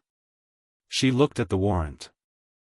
"And while he's there, we file a counter-complaint with the Weisengamott's Independent Oversight Committee about magical law enforcement interference with a press investigation." "We file with the Weisengamott directly?" "We have standing," she said. "The warrant targets editorial materials. Under the Press Freedom Charter of 1823, which is older than the Magical Records Privacy Act and supersedes it, editorial documentation is protected from law enforcement seizure unless a Weisengamott justice countersigns the warrant." She held up the warrant. "This is signed by Harrison. No Weisengamott justice signature." "The warrant is invalid," Gomez said. "On its face," she said. "But we don't tell them that on Sunday. We let them come Monday morning. We let them present the warrant. We show them the relevant clause of the press charter at the door. We turn them away with full documentation of the attempt." She set the warrant down. "And we publish it. Monday's edition, front page. Magical law enforcement attempts invalid seizure of Daily Prophet editorial materials." Gomez looked at her with the expression that was somewhere between admiration and the very specific joy of a man who has spent his life in love with someone whose mind works the way hers does. "You are," he said, "extraordinary." "I know," she said, already writing. Monday morning was, by any measure, a memorable occasion. Gomez was at the front door of the Daily Prophet building at 7:50 with a cup of coffee and the specific quality of cheerfulness that he deployed when things were about to become interesting. Rita was upstairs finishing the final edit on the day's first story. Vance was not present because his role was complete, but he had sent a brief note that morning saying "good luck, not that you need it," which was the most emotional communication he had produced in 6 weeks of working together. Harrison arrived at 8 with 6 Aurors in full robes and the expression of a man expecting minimal resistance. He was tall, official-looking, and carried himself with the authority of someone who had never had a door closed in his face by someone who knew why they were closing it. Gomez opened the door before he could knock. "Commander Harrison," he said warmly. "Good morning. I've been expecting you. Coffee?" Harrison looked at him. "Mr. Addams. We have a search warrant, you have a document that calls itself a search warrant," Gomez said agreeably, accepting the warrant that Harrison extended and looking at it with interest. "Let me just, yes. Right. The Magical Records Privacy Act, I see. Very thorough presentation." He looked up. "Have you got a Weisengamott justice counter-signature on this?" Harrison's expression shifted minimally. "The Magical Records Privacy Act doesn't require, the Press Freedom Charter of 1823 does," Gomez said. He produced, from his inner pocket, a single folded sheet, the relevant clause, typed clearly, with the citation. He handed it to Harrison with the warm courtesy of a man sharing useful information. Editorial materials held by a recognized press organization are specifically protected from law enforcement seizure without Weisengamott oversight. It's quite clear. He looked at the warrant again. Your signature is here, which is correct for magical law enforcement. There's no Wisengamot justice here, though, which makes this legally insufficient for our purposes. He handed the warrant back. You're welcome to get the counter-signature and come back. We'll be here. Harrison looked at the clause. He looked at the warrant. He looked at Gomez, who was drinking his coffee with the untroubled expression of a man for whom this was all going quite as planned. We will be returning, Harrison said, controlled. We'll look forward to it, Gomez said. Have a good morning. He closed the door. Upstairs, Rita had her quill moving before the Aurors had left the pavement. Bristol on Monday afternoon was grey and damp and pleasant in the way Bristol managed to be despite these conditions. Cecily Selwyn Cross was a woman in her mid-50s who looked like her father, from the photograph in Holt's audit file, the same careful eyes, the same precise bearing, though her version of it was slightly worn at the edges by years of carrying something she didn't understand. She lived in a Victorian terrace, had tea ready, and was managing her nerves in the way of someone who had been told by many years of being a proper person that the feelings you were having were appropriate but probably shouldn't show. She had the audit. She'd found it in her father's study, in a box labeled professional, sensitive that she had never opened because she was a person who respected her father's professional boundaries even after his death, which was the kind of integrity that made Morticia, upon hearing this, feel something precise and warm in her chest. She handed over the audit without ceremony. Morticia confirmed it matched Holt's copy, it was identical, page for page, the same 40 pages of precise financial documentation. Then Cecily produced the letter. It was sealed, not with wax, but with a ministry privacy charm that glowed faintly when she brought it out, a pale blue light that meant the charm was still active 26 years later. It was addressed, in her father's handwriting, to my dear Cecily, to be opened when the time is right. I don't know how to open it, she said. The charm, may I? Morticia asked. Cecily handed it across. Morticia held the letter. The blue glow responded to her touch, not dissolving, but settling, the way a frightened animal settles when it recognizes something trustworthy. She turned it in her hands, found the seal's mechanism. A ministry privacy charm used a specific pressure point, not a wand movement, and pressed. The charm released with a soft click. The blue faded. Cecily looked at Morticia. How did you? I have some experience with things that don't want to be opened, Morticia said, and handed her the letter. Cecily read it. Gomez and Morticia sat across from her and waited with the patience they'd learned over a lifetime of sitting with people who were processing difficult things. Outside, the Bristol rain started up with the gentle insistence of rain that had decided this was its moment. When Cecily looked up, her eyes were dry and her expression was something that had traveled a long way to arrive at clarity. He knew, she said.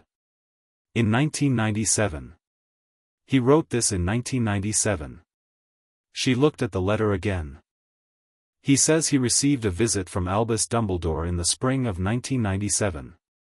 Dumbledore told him that the ministry authorization certificate he'd shown Selwyn in 1995 had been, his word is retired, which means withdrawn, and that the operations it covered had concluded. He was informing him as a courtesy. She paused. Dad writes that he asked Dumbledore what the money had actually been used for. And Dumbledore told him. What did he say? Gomez asked. Cecily looked at the letter. Read directly from it. He told me the money had been used to fund a private intelligence network, Dumbledore's own network, separate from the ministry and from the Order of the Phoenix, which was not yet active. He said that in 1994 and 1995, with Voldemort's return imminent, he had information that certain ministry officials were compromised, either through coercion or sympathy, and that official channels could not be trusted for the intelligence work he needed to do. He said the money funded informants, safe houses, and the acquisition of information that he later used to protect students and civilians. He said no one was harmed by the work the money funded. He said he believed the end justified the means. She set the letter down. He believed the end justified the means, Gomez said quietly. Dad writes, Cecily found the passage. I asked him whether he intended to repay the money. He said the war would end and then he would consider it. He asked me to hold the audit privately and not to bring it to the board.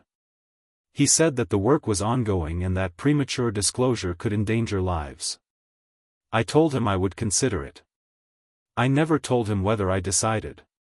He died. The letter breaks off here. There's a page missing, I think. She checked. Yes. I think he wrote more and then removed it. The last thing that's here is, I have never stopped believing that Albus Dumbledore did what he thought was right. I have also never stopped believing that doing what you think is right while lying about it to the people you're accountable to is a corruption, regardless of the outcome. These two beliefs do not reconcile. I have carried both of them since 1995 and I expect I always will. I hope you never have to carry something like this. But if you do, I hope someone eventually comes along and makes it possible to set it down. The rain intensified briefly, then eased. Morticia looked at the letter in Cecily's hands and thought about Abraham Selwyn writing it in 1997 and sealing it and leaving it for a future in which someone made it possible to set it down. She thought about Holt in Dundee with the folder. She thought about McGonagall and the hands around the teacup and I was afraid of what I'd find. She thought about Harry Potter writing to them and saying I think you should be able to decide. All these people carrying things. Waiting for someone who could receive what they were carrying. May we copy the letter, she said to Cecily. You may keep it, Cecily said. He wrote it for exactly this moment. I don't think he'd want it filed away again. They got back to London at 8. Rita was at the office. She had 3 things on her desk, the completed piece on Umbridge and the legislative cross-reference, which had, as Morticia suspected, produced a table of overlapping names that was essentially a map of every person in wizarding governance who had benefited from or participated in the information management that surrounded Hogwarts for a decade, the confirmed schedule for the Wednesday Regulatory Board hearing, and a message. The message was from Fudge. Not official correspondence, a personal note, delivered by hand, meaning someone had walked it in themselves. It said, I would like to speak with you privately. Not as minister. As a private individual with information relevant to your investigation. Please advise on arrangements. Cf. Rita had put a question mark next to it. Morticia read it. Then she read it again. He's going to give us Dumbledore, Gomez said. He's going to give us whatever protects Fudge, Morticia said. Which may include Dumbledore. Which may include his own authorization of the 1995 certificate. Which may include things we don't know yet. She set the note down. He's done the calculation. He's decided Dumbledore is the more expendable one, Gomez said. He's decided that a man who voluntarily cooperates with an investigation looks better than a man who tried to obstruct it and failed, Morticia said. He's trying to get ahead of what he knows is coming. Do we meet him? Rita asked. Yes, Morticia said immediately. With conditions. In writing.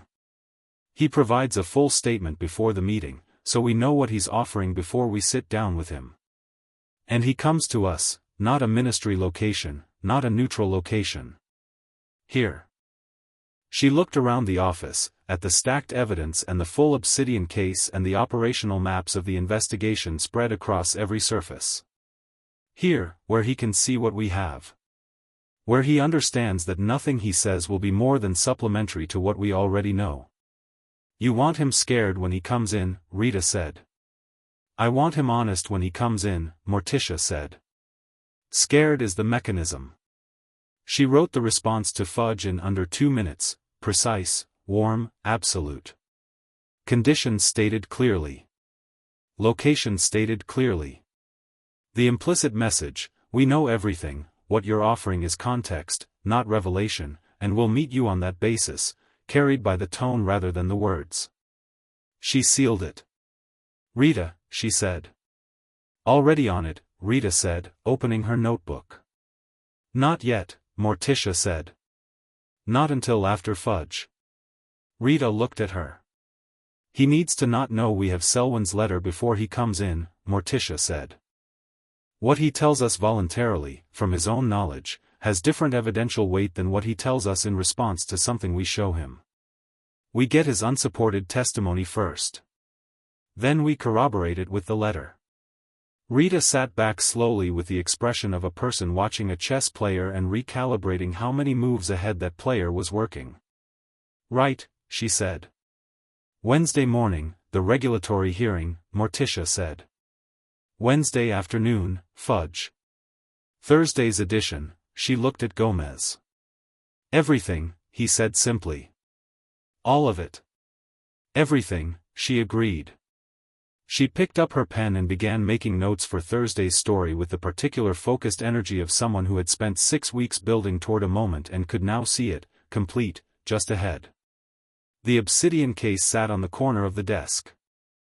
Selwyn's letter was in it now, and Holt's audit, and the 15-year ledger, and the registry documents, and the letters, and the testimony, and the Auror account trace, and the legislative overlap map, and Harry Potter's statement, and all the other accumulated weight of what people carry when they know something is wrong and wait for someone to come along and receive it. It was very full. Gomez looked at it. Then he looked at Morticia. We should go home, he said. Soon, she said. Kara. His voice had the quality it had when he was saying something important in simple words. You've built something remarkable. She looked at him. In the office light, with the rain outside and the city doing its London night business below the windows, she looked at her husband and felt, not satisfaction exactly. Something quieter. The feeling of having done a thing properly, in full, in service of people who needed it done. We've built something remarkable, she said. He came around the desk and kissed her, properly, as he always kissed her, with total commitment and no self-consciousness, and she kissed him back the way she always kissed him back, which was to say with the particular intensity of two people who have been in love for a long time and have not once found it less interesting than they did at the beginning.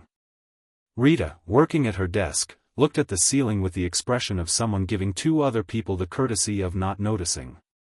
Wednesday, Morticia said, when they separated. Wednesday, Gomez agreed. She went back to her notes.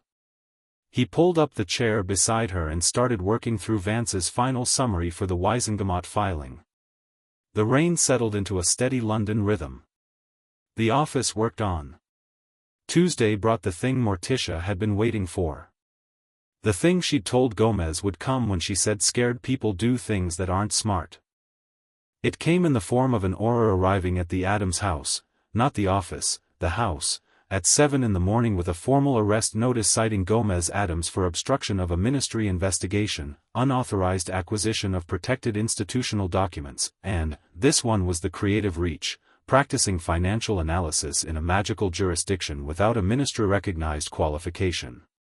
The charge was so transparently manufactured that the Auror delivering it had the expression of someone who had been given an order they considered professionally embarrassing. Gomez read the arrest notice over breakfast. He read it with the careful attention he gave everything, then set it down beside his toast. Am I supposed to come with you now? He asked the Auror.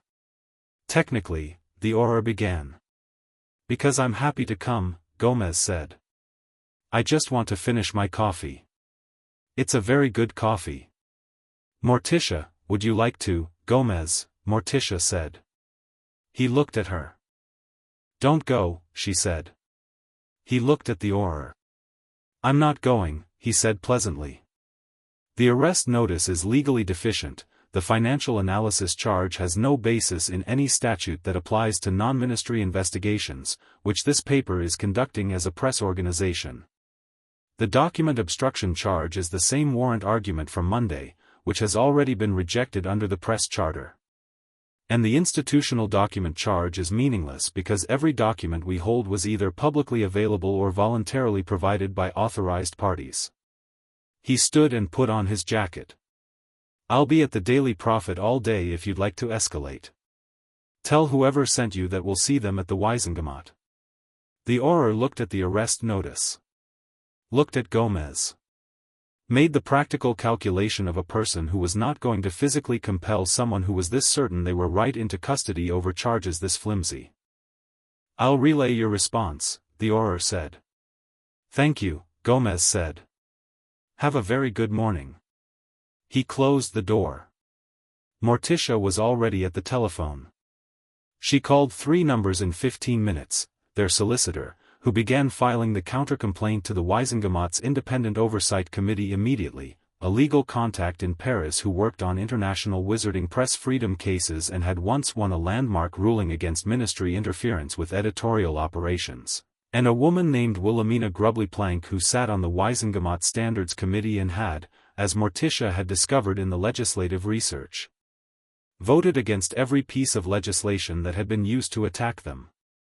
Grubbly-Plank listened to a 3-minute summary and said, in a voice like a textbook snapping shut, "I'll raise it at tomorrow's session." By noon, the attempted arrest had become 3 separate Wiesengemot inquiries, 2 international press freedom statements, and a letter of formal protest from Gringotts Bank, which had processed the acquisition and took a very dim view of ministry interference with clients it had verified, to the minister's office. By 3, Fudge's aide had confirmed Wednesday's meeting at the Daily Prophet offices. By 5, the Wiesengemot had issued a temporary protective order covering the paper's editorial operations pending the hearing. Gomez sat on the edge of the desk and looked at the day's work spread before him, the filings, the statements, the responses, and ate the rest of his breakfast toast, which he had brought with him in his inner pocket and which was cold but still excellent. "I never doubted it for a second," he said. "You weren't meant to," Morticia said, reading the protective order. "I know." He ate the toast. "Does it bother you?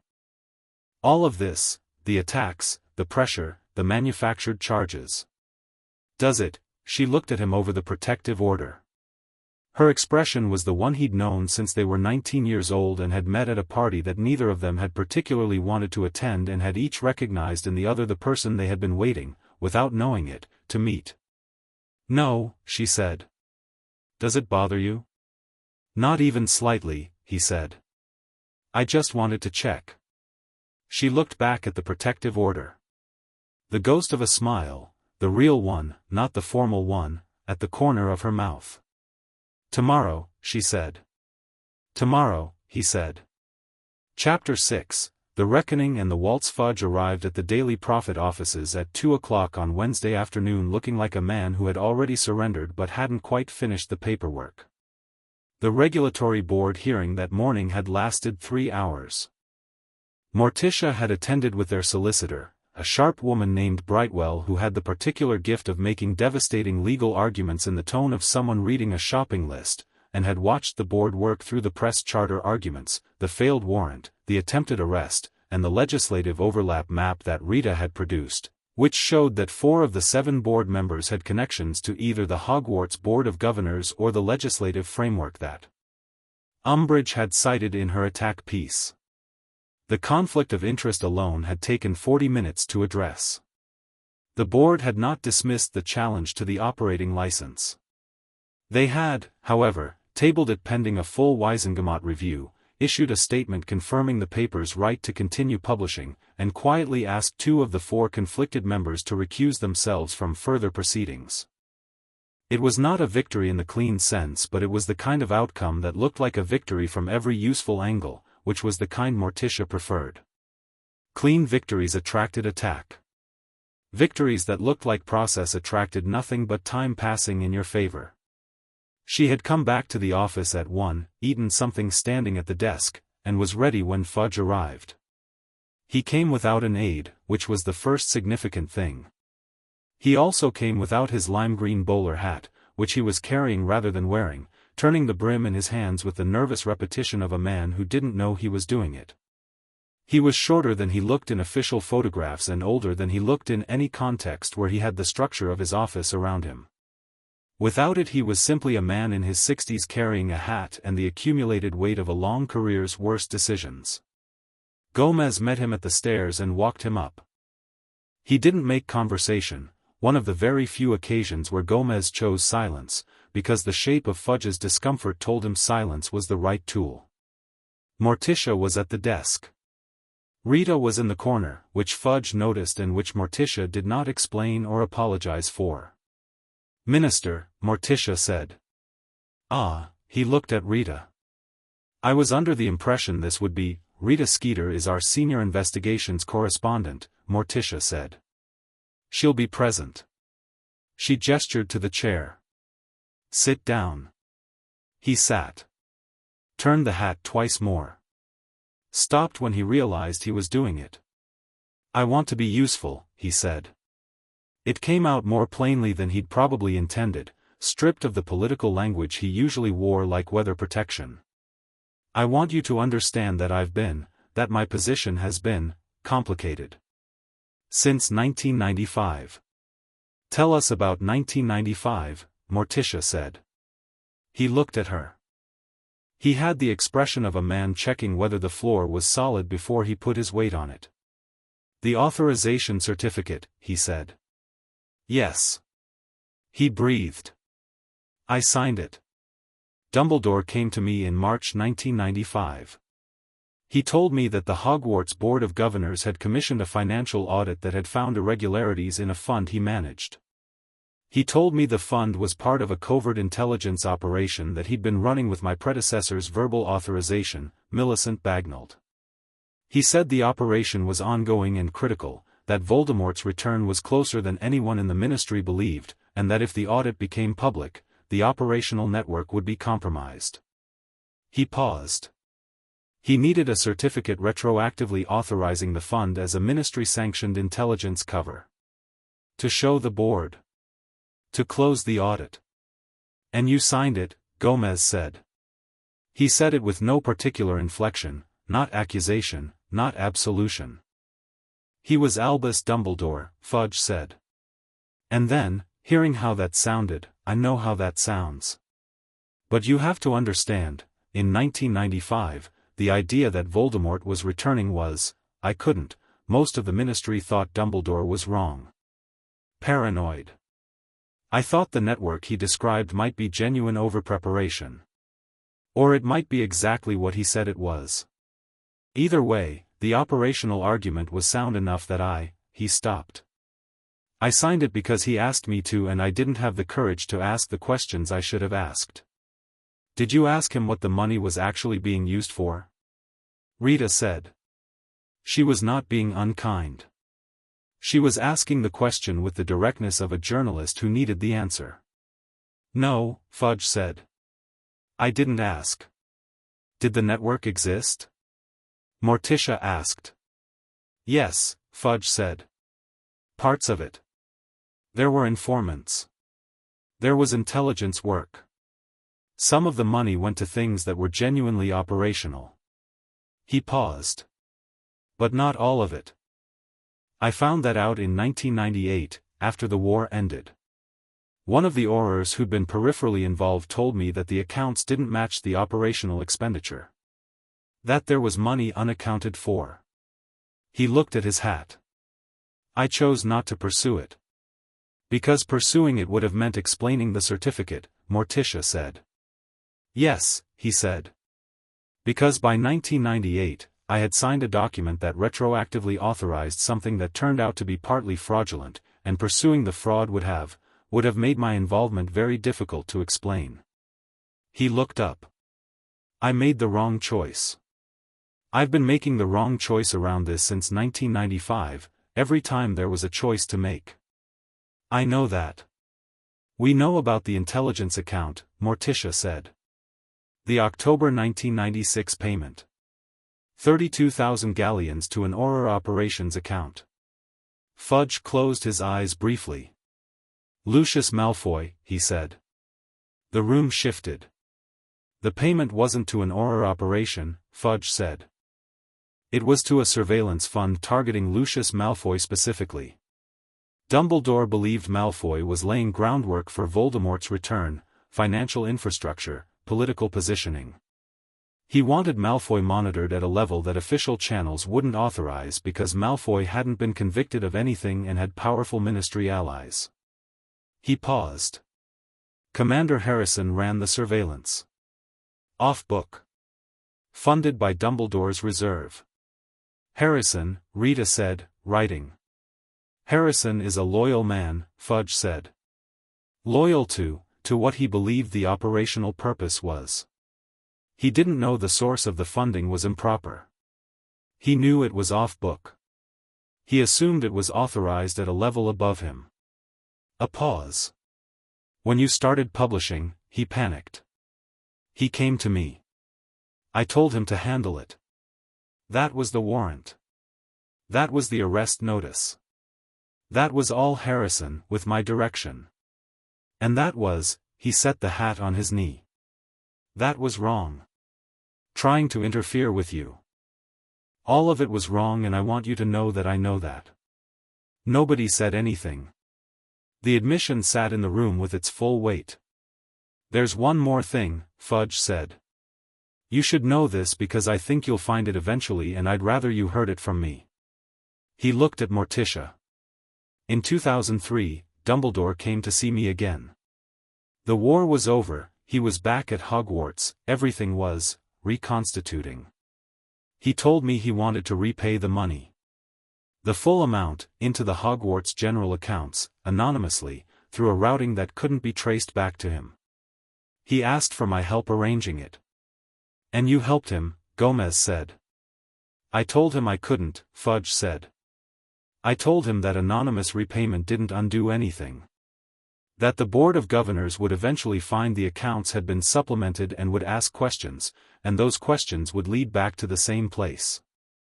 He paused. He dropped the idea. But he'd asked. He had asked. He wanted to make it right, Rita said. Not defending him, stating it. He wanted it to be over, Fudge said, which was different. Whether that's the same as wanting to make it right, he shook his head slightly. I've spent years trying to work out if those are different things. I think they might be. Morticia looked at Cornelius Fudge, a small man in a large office who had been asked to be courageous in 1995 and had declined, and had spent every year since building more and more elaborate structures around that one declination. She thought of Selwyn's letter. These two beliefs do not reconcile. I have carried both of them since 1995. Will you testify? She said. At the Wisengamot hearing. Yes, he said. It came out immediately, before whatever cautious political instinct might have caught it. Yes. I'll testify. To everything you've told us today. To everything. Morticia nodded once. Thank you for coming in. He stood. He put his hat on, not on his head, just held it. He looked at the obsidian case on the corner of the desk, which was clearly full of things that were very bad for him and also the correct record of what had happened, and he looked at it with the expression of a man making peace with a document. I should have come to you weeks ago, he said. When you first published. Yes, Morticia said. He went downstairs. Gomez went with him, because that was Gomez, and they could hear his voice below, not the political voice, just conversation, brief and human and warm, the kind you offered someone who had just done something difficult. Rita looked at the door. She had 3 pages of notes and the expression of someone who had just witnessed something they hadn't expected, which wasn't the facts, she'd known most of the facts, but the quality of the person delivering them. The smallness of Fudge in the room. The hat. He's resigning, she said. Not a question. By Friday, Morticia said. She'd seen it the moment he sat down, the posture of someone who had made one last decision and was working through its aftermath. He'll resign before the Wisengamot proceedings. Try to control the narrative. She paused. We'll let him. His testimony is more valuable than his office. Rita wrote that down. Morticia, she said. Yes. I've been writing about wizarding politics for 15 years and I've never, she stopped and reconfigured. I don't have a comparison for what you just did. How you did it. I listened, Morticia said. And I asked the right questions. There's more to it than that. Morticia looked at her. He needed to believe that what he was doing mattered, she said. Not for him, he's past the point of believing that. For the story. He needed to believe the story was in trustworthy hands before he'd put himself in it. So we showed him it was. She picked up her pen. That's all. Rita looked at her for a moment longer. Then she went back to her notes. Gomez came back upstairs. He sat on the edge of the desk. He looked at Morticia with the particular expression he had when the day had been long and full and was nearly over. "Where's Dumbledore?" he said. "He'll be at the hearing," she said. "He'll have no choice." "And when he's there?" She picked up her pen. "Then we finish it." Thursday's edition of the Daily Prophet ran 8 pages. It had never, in its recorded history, run 8 pages on a single story. The front page carried the main account, the full investigation, now updated with Holt's audit, the Selwyn letter, Fudge's statement, the intelligence account and the Malfoy surveillance, the timeline from 1988 to present. Rita's byline. The subheading, full documentation available for Wisengamot review. Page 2 carried the Fudge confirmation piece, his meeting with them, his account of the authorization certificate, written in the careful language of someone who had been told something and was reporting it accurately without editorializing. Page 3 was the scholarship story Morticia had drafted the week before, running now in its proper context, the 11 students, the genuine charitable work that had existed alongside everything else. Page 4 was an editorial. Morticia wrote it herself, which was not something she had done before and was not something she planned to do again. It was not her form, but for this one occasion she wrote it because nobody else could write exactly what it needed to say. It said, in part, "This newspaper has failed before. It has printed what it was directed to print, celebrated those it was directed to celebrate, and ignored what it was directed to ignore. We do not pretend otherwise. The failure is part of the record and it belongs here. What we can offer now is different. Not perfection, we make no such claim. But accuracy, sourced and verified and corrected when wrong. Independence, meaning we serve readers and no other master. And accountability, beginning with our own. Albus Dumbledore did real good in his long career. He also committed a sustained deception over 15 years, involving significant sums of public institutional money, the suppression of an independent audit, and the abuse of his relationship with a sitting minister to protect himself from the consequences. Both of these things are true. The first does not cancel the second. The second does not cancel the first. The record contains both. We are not here to destroy anyone. We are here to publish the truth. What the truth costs is not our decision.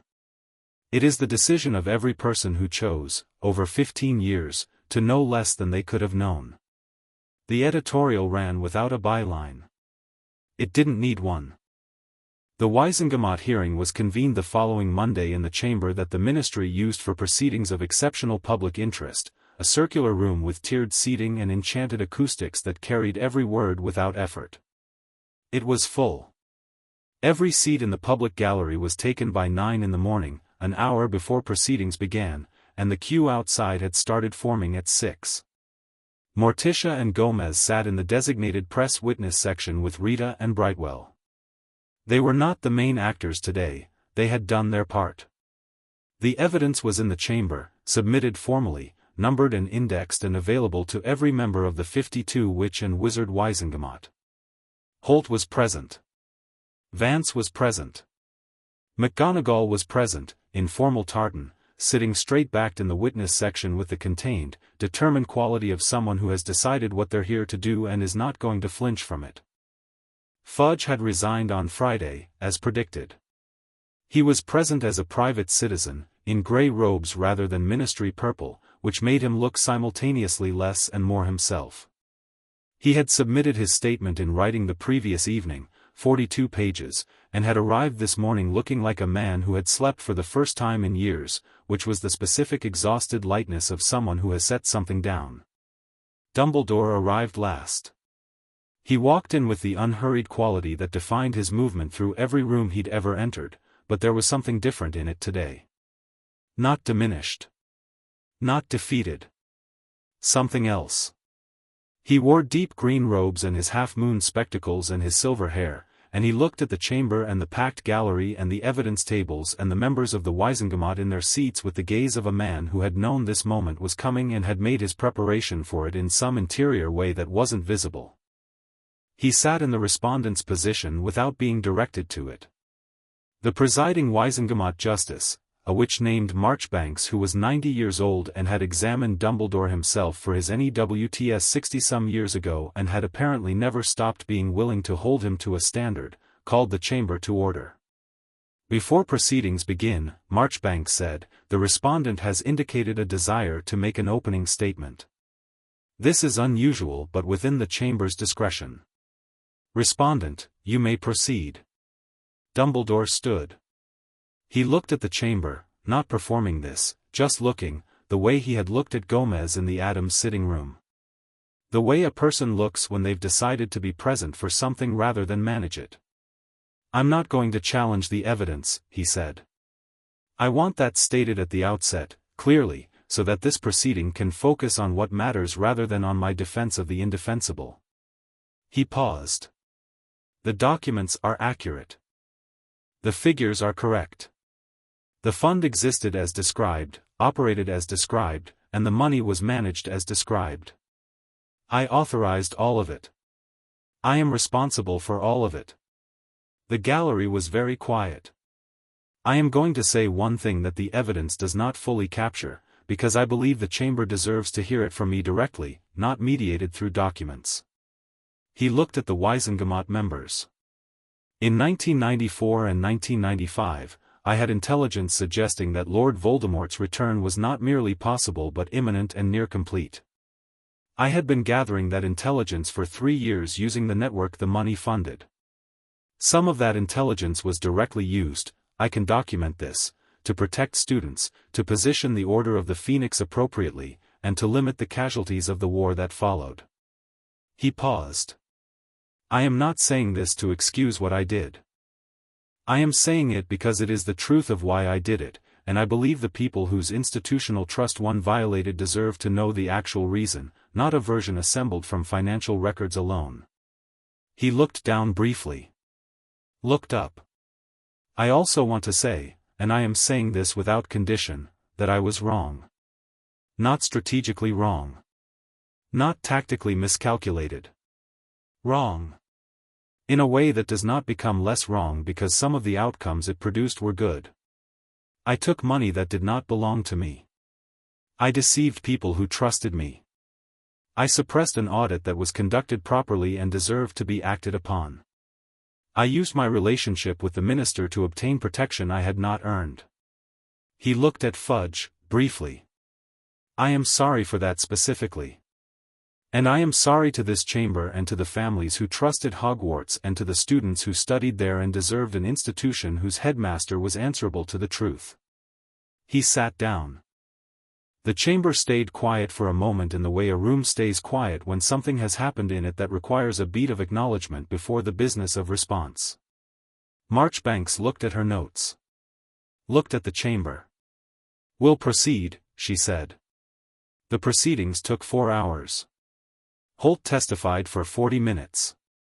He was precise and unshakable, answering every question with the economy of a man who had been waiting to say these things for 8 years and had no energy for anything beyond accuracy. When Dumbledore's appointed representative, he had won, for formal purposes, though he had declined to mount a defense, attempted to challenge the 1995 audit methodology, Holt dismantled the challenge in 6 sentences and waited patiently for the next question. McGonagall testified for 25 minutes. She did not look at Dumbledore while she was speaking. She looked at the presiding justice and said what she knew and when she'd known it and what she'd done with what she knew, which was not enough, and what she was doing now, which she hoped was at least some portion of enough. Her voice was steady throughout. Once, near the end, it was not perfectly steady, and she steadied it, and continued. Nobody commented on this. Everyone noticed it. Fudge's written statement was read into the record. He was not questioned, he had been offered immunity in exchange for the full statement, which had been negotiated before the hearing by Brightwell with the quiet efficiency of a woman who knew exactly what the Wisengamot wanted from this proceeding and had made sure they got it without unnecessary drama. Vance presented the financial summary. He was in his element, every figure sourced, every methodology noted, every conclusion stated with a precision that invited challenge and received none. He had produced, for the chamber, a single diagram that showed the complete flow of money from the daily profit through the fund through the reserve to the investment account and the operational expenditures, and it was the kind of diagram that required about 30 seconds to understand and about 30 minutes to forget. At various points in the proceedings, Dumbledore sat with his hands folded and listened.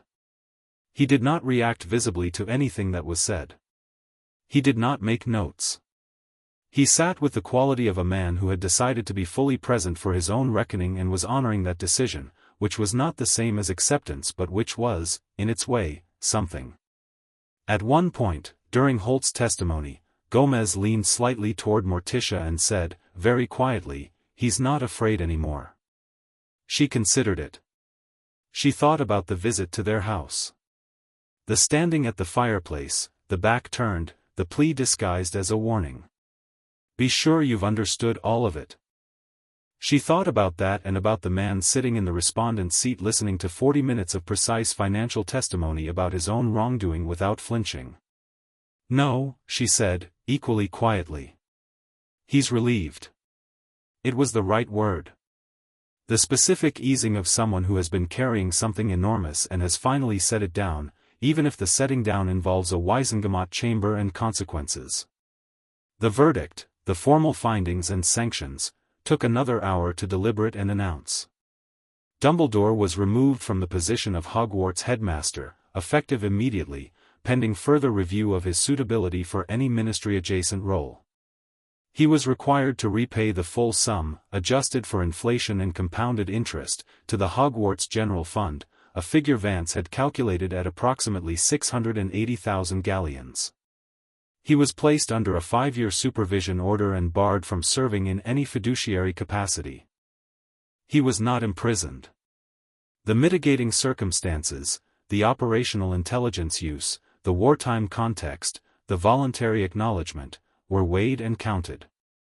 Marchbanks read the mitigation findings with the balanced precision of a justice who was going to do this correctly regardless of how anyone felt about it, and nobody argued, including the people who thought the sanctions were too light and the people who thought they were too heavy, because the process had been conducted properly and the evidence had been irrefutable and the respondent had not contested it, and sometimes that was what justice looked like, not satisfying to any particular faction, but structurally sound.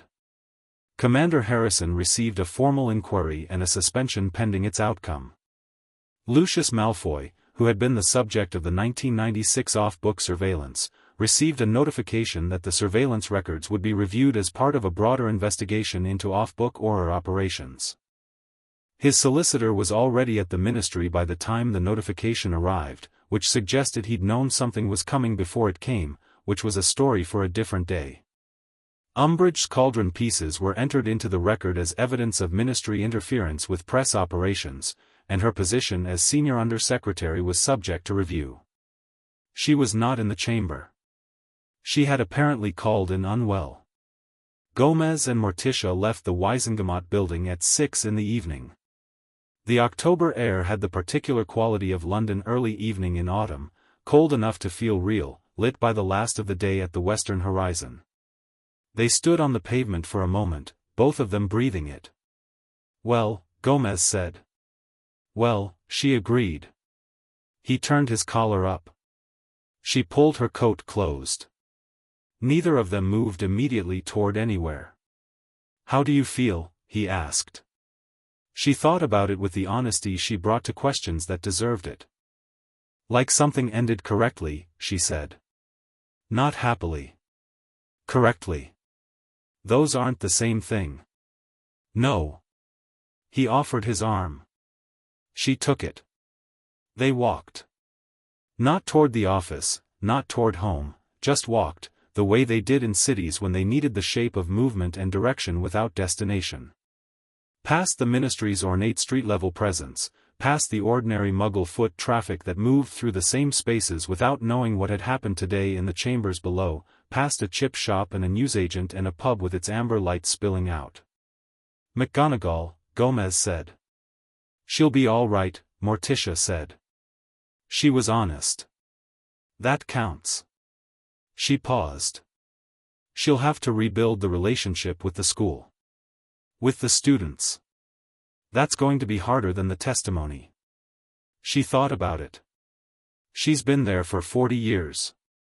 She'll do it the way she does everything, correctly, even when it's difficult. Holt seemed lighter, Morticia said. Yes. Good man. Very good man. She paused. The anonymous correspondent. Still no idea who it was? No. She turned the question over. Someone who knew about the audit. Who knew about Holt specifically? Who knew enough about us to charm the letters appropriately? She paused. Someone who wanted it resolved and couldn't do it themselves. Someone inside the circle who didn't have a voice. Maybe we'll find out, Gomez said. Maybe, she said. It doesn't change anything. They walked. The city did its thing around them, buses and pigeons and the particular music of a large place conducting its evening. What happens to the paper now? Gomez asked. She considered it. We keep running it, she said. For a while. Until it's genuinely independent, not just under independent ownership but operationally, editorially. Until it doesn't need us anymore. And then? And then it doesn't need us, she said. That's the point. She looked at him. Did you think we were going to run a newspaper forever?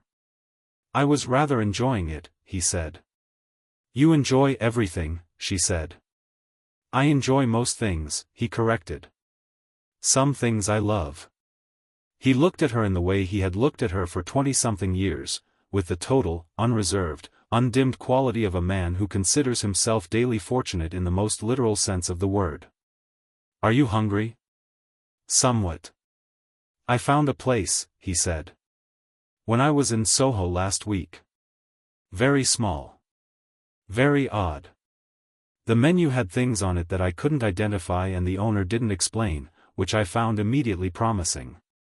Lead on, she said. He did. The office, when they returned to it late that evening, had the particular quality of a room that has been the center of something significant and is now returning to itself. Rita was there. She had gone back after the hearing to write, because Rita had the story of her career in her hands and there was no version of her character that went home before it was written. She had been at her desk for 4 hours and the piece was done, a full retrospective of the 6-week investigation, start to finish, everything they'd built and how they'd built it and what it had produced. She had written it in a way that was factually precise and entirely alive, without any of the ornament she'd previously used to substitute for meaning, and it was the best thing she had written in her career, which she knew while she was writing it, which is a strange feeling that good writers describe differently but all recognize. She had also written, on a separate piece of parchment, something that was not a story. It was a letter, to a source.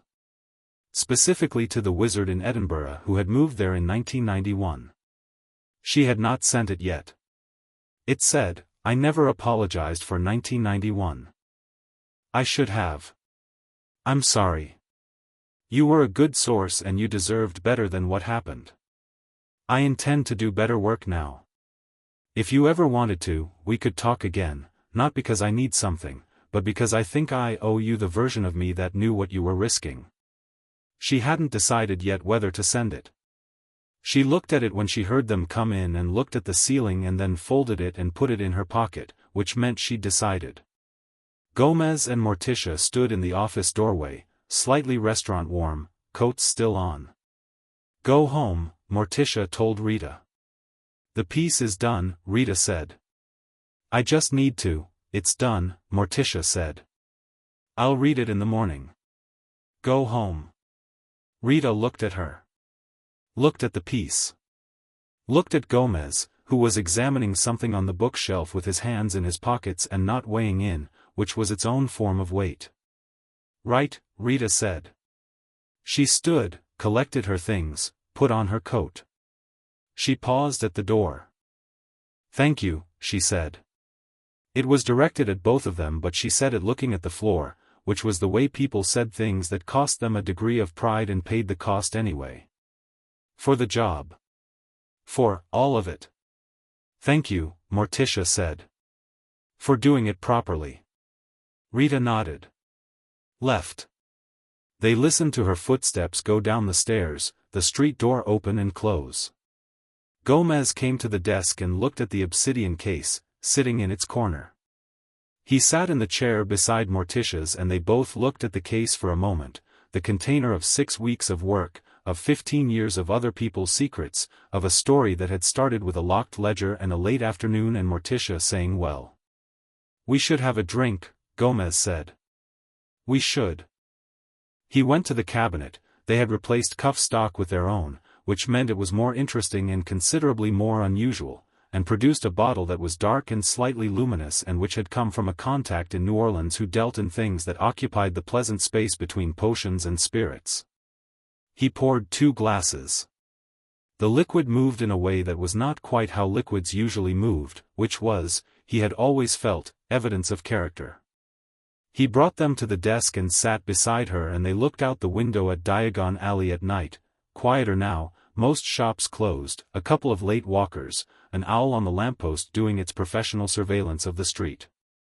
Do you know what I keep thinking about? He said. Selwyn's letter, she said. Selwyn's letter, he agreed. I hope someone eventually comes along and makes it possible to set it down. They sat with that for a moment. We should write to Cecily, Morticia said. After the hearing report publishes. Tell her what her father's letter meant. What it started. She'll have read the paper. She'll still want to hear it said, Morticia said. People need to hear things said. Even when they can read them. Gomez looked at his wife. He thought about what they had walked into 6 weeks ago, a ministry auction, a newspaper, a locked ledger. He thought about what they had walked through since, the investigations and the threats and the hearings and the visits in the dark, the people who had been carrying things and needed someone to receive them. He thought about how Morticia had received all of it, the auditor in Dundee and the professor over tea and the minister in his chair, with the same quality of attention that was the most essentially herself thing about her, total, patient, without agenda beyond accuracy. He thought about Wednesday, 9 pages of notes beside the marmalade. Pugsley and the wiring that wasn't connected to anything. Rita rediscovering what she was. McGonagall steadying her voice. Holt's folder. The grey owl coming back. We should celebrate, he said. We have the drinks, she said. Properly, he said. He stood and offered his hand. She looked at it. Looked at him. The ghost of a smile, the real one. Gomez, she said. There's no music. There's always music, he said. You just have to decide there is. She took his hand and stood, and he drew her in, not the formal waltz position, just close, the way they had always danced when they were alone, which was less dance and more simply choosing to move together, and they moved in the small open space of the upstairs office of the Daily Prophet, with the bottle of luminous New Orleans spirit on the desk and the obsidian case in its corner and the Diagon Alley night through the windows, and Gomez hummed something that didn't quite correspond to any known song but had a shape that Morticia followed easily because she had been following it for 20 years and knew every variation. You know, he said, at some point during the moving, I think we're rather good at this. Running a newspaper? All of it, he said. Everything. She rested her head against his shoulder, a rare enough gesture that when she did it, it meant something specific. He pressed his lips to the top of her head. They moved in the small office space with the ease of people who have been in love long enough that it doesn't require any performance to sustain, just the continued decision to be where the other person is. The Wiesengemot will reconvene, she said, after a while. The Dumbledore matter will have implications that run for months. Harrison, Malfoy, the off-book operations, tomorrow, he said. Yes, she said. Tomorrow. Tonight, he said, we danced. She lifted her head and looked at him.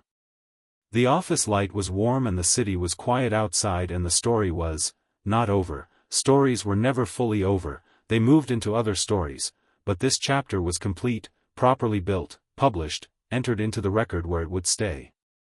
Tonight we danced, she agreed. Friday's edition of the Daily Prophet ran a single headline above the fold. Below it, for the first time in the paper's recorded history, there was no ministry statement, no official comment, no carefully placed narrative from an unnamed source. There was just the story, told straight, verified and sourced, under Rita Skeeter's name. The headline read, Wisengamot ruling, Dumbledore removed from Hogwarts, full restitution ordered. The Daily Prophet, independent since October 2003. The last two words were new. They had been added to the masthead the night before, while Gomez and Morticia were dancing and the compositors were setting the final print run, by Walsh, who had been acting editor for 4 months and actual editor for 6 weeks and had decided, at some point between Thursday's hearing and Friday's press, that he wanted to be part of what this paper was becoming. He had asked Morticia by memo. She had written back in one word, yes.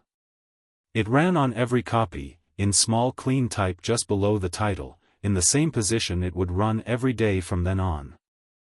Independent since October 2003. And in Dundee, Brennan Holt read it over his winter vegetables and his tea and his patient cat and felt, for the first time in 8 years, that the weight he had been carrying was fully and properly somewhere else. And in Bristol, Cecily Selwyn Cross read the hearing report and the editorial and the masthead and sat for a long time at her kitchen table with her father's letter in front of her, which she would keep now, not filed away, just kept, the way you keep things that did what they were meant to do.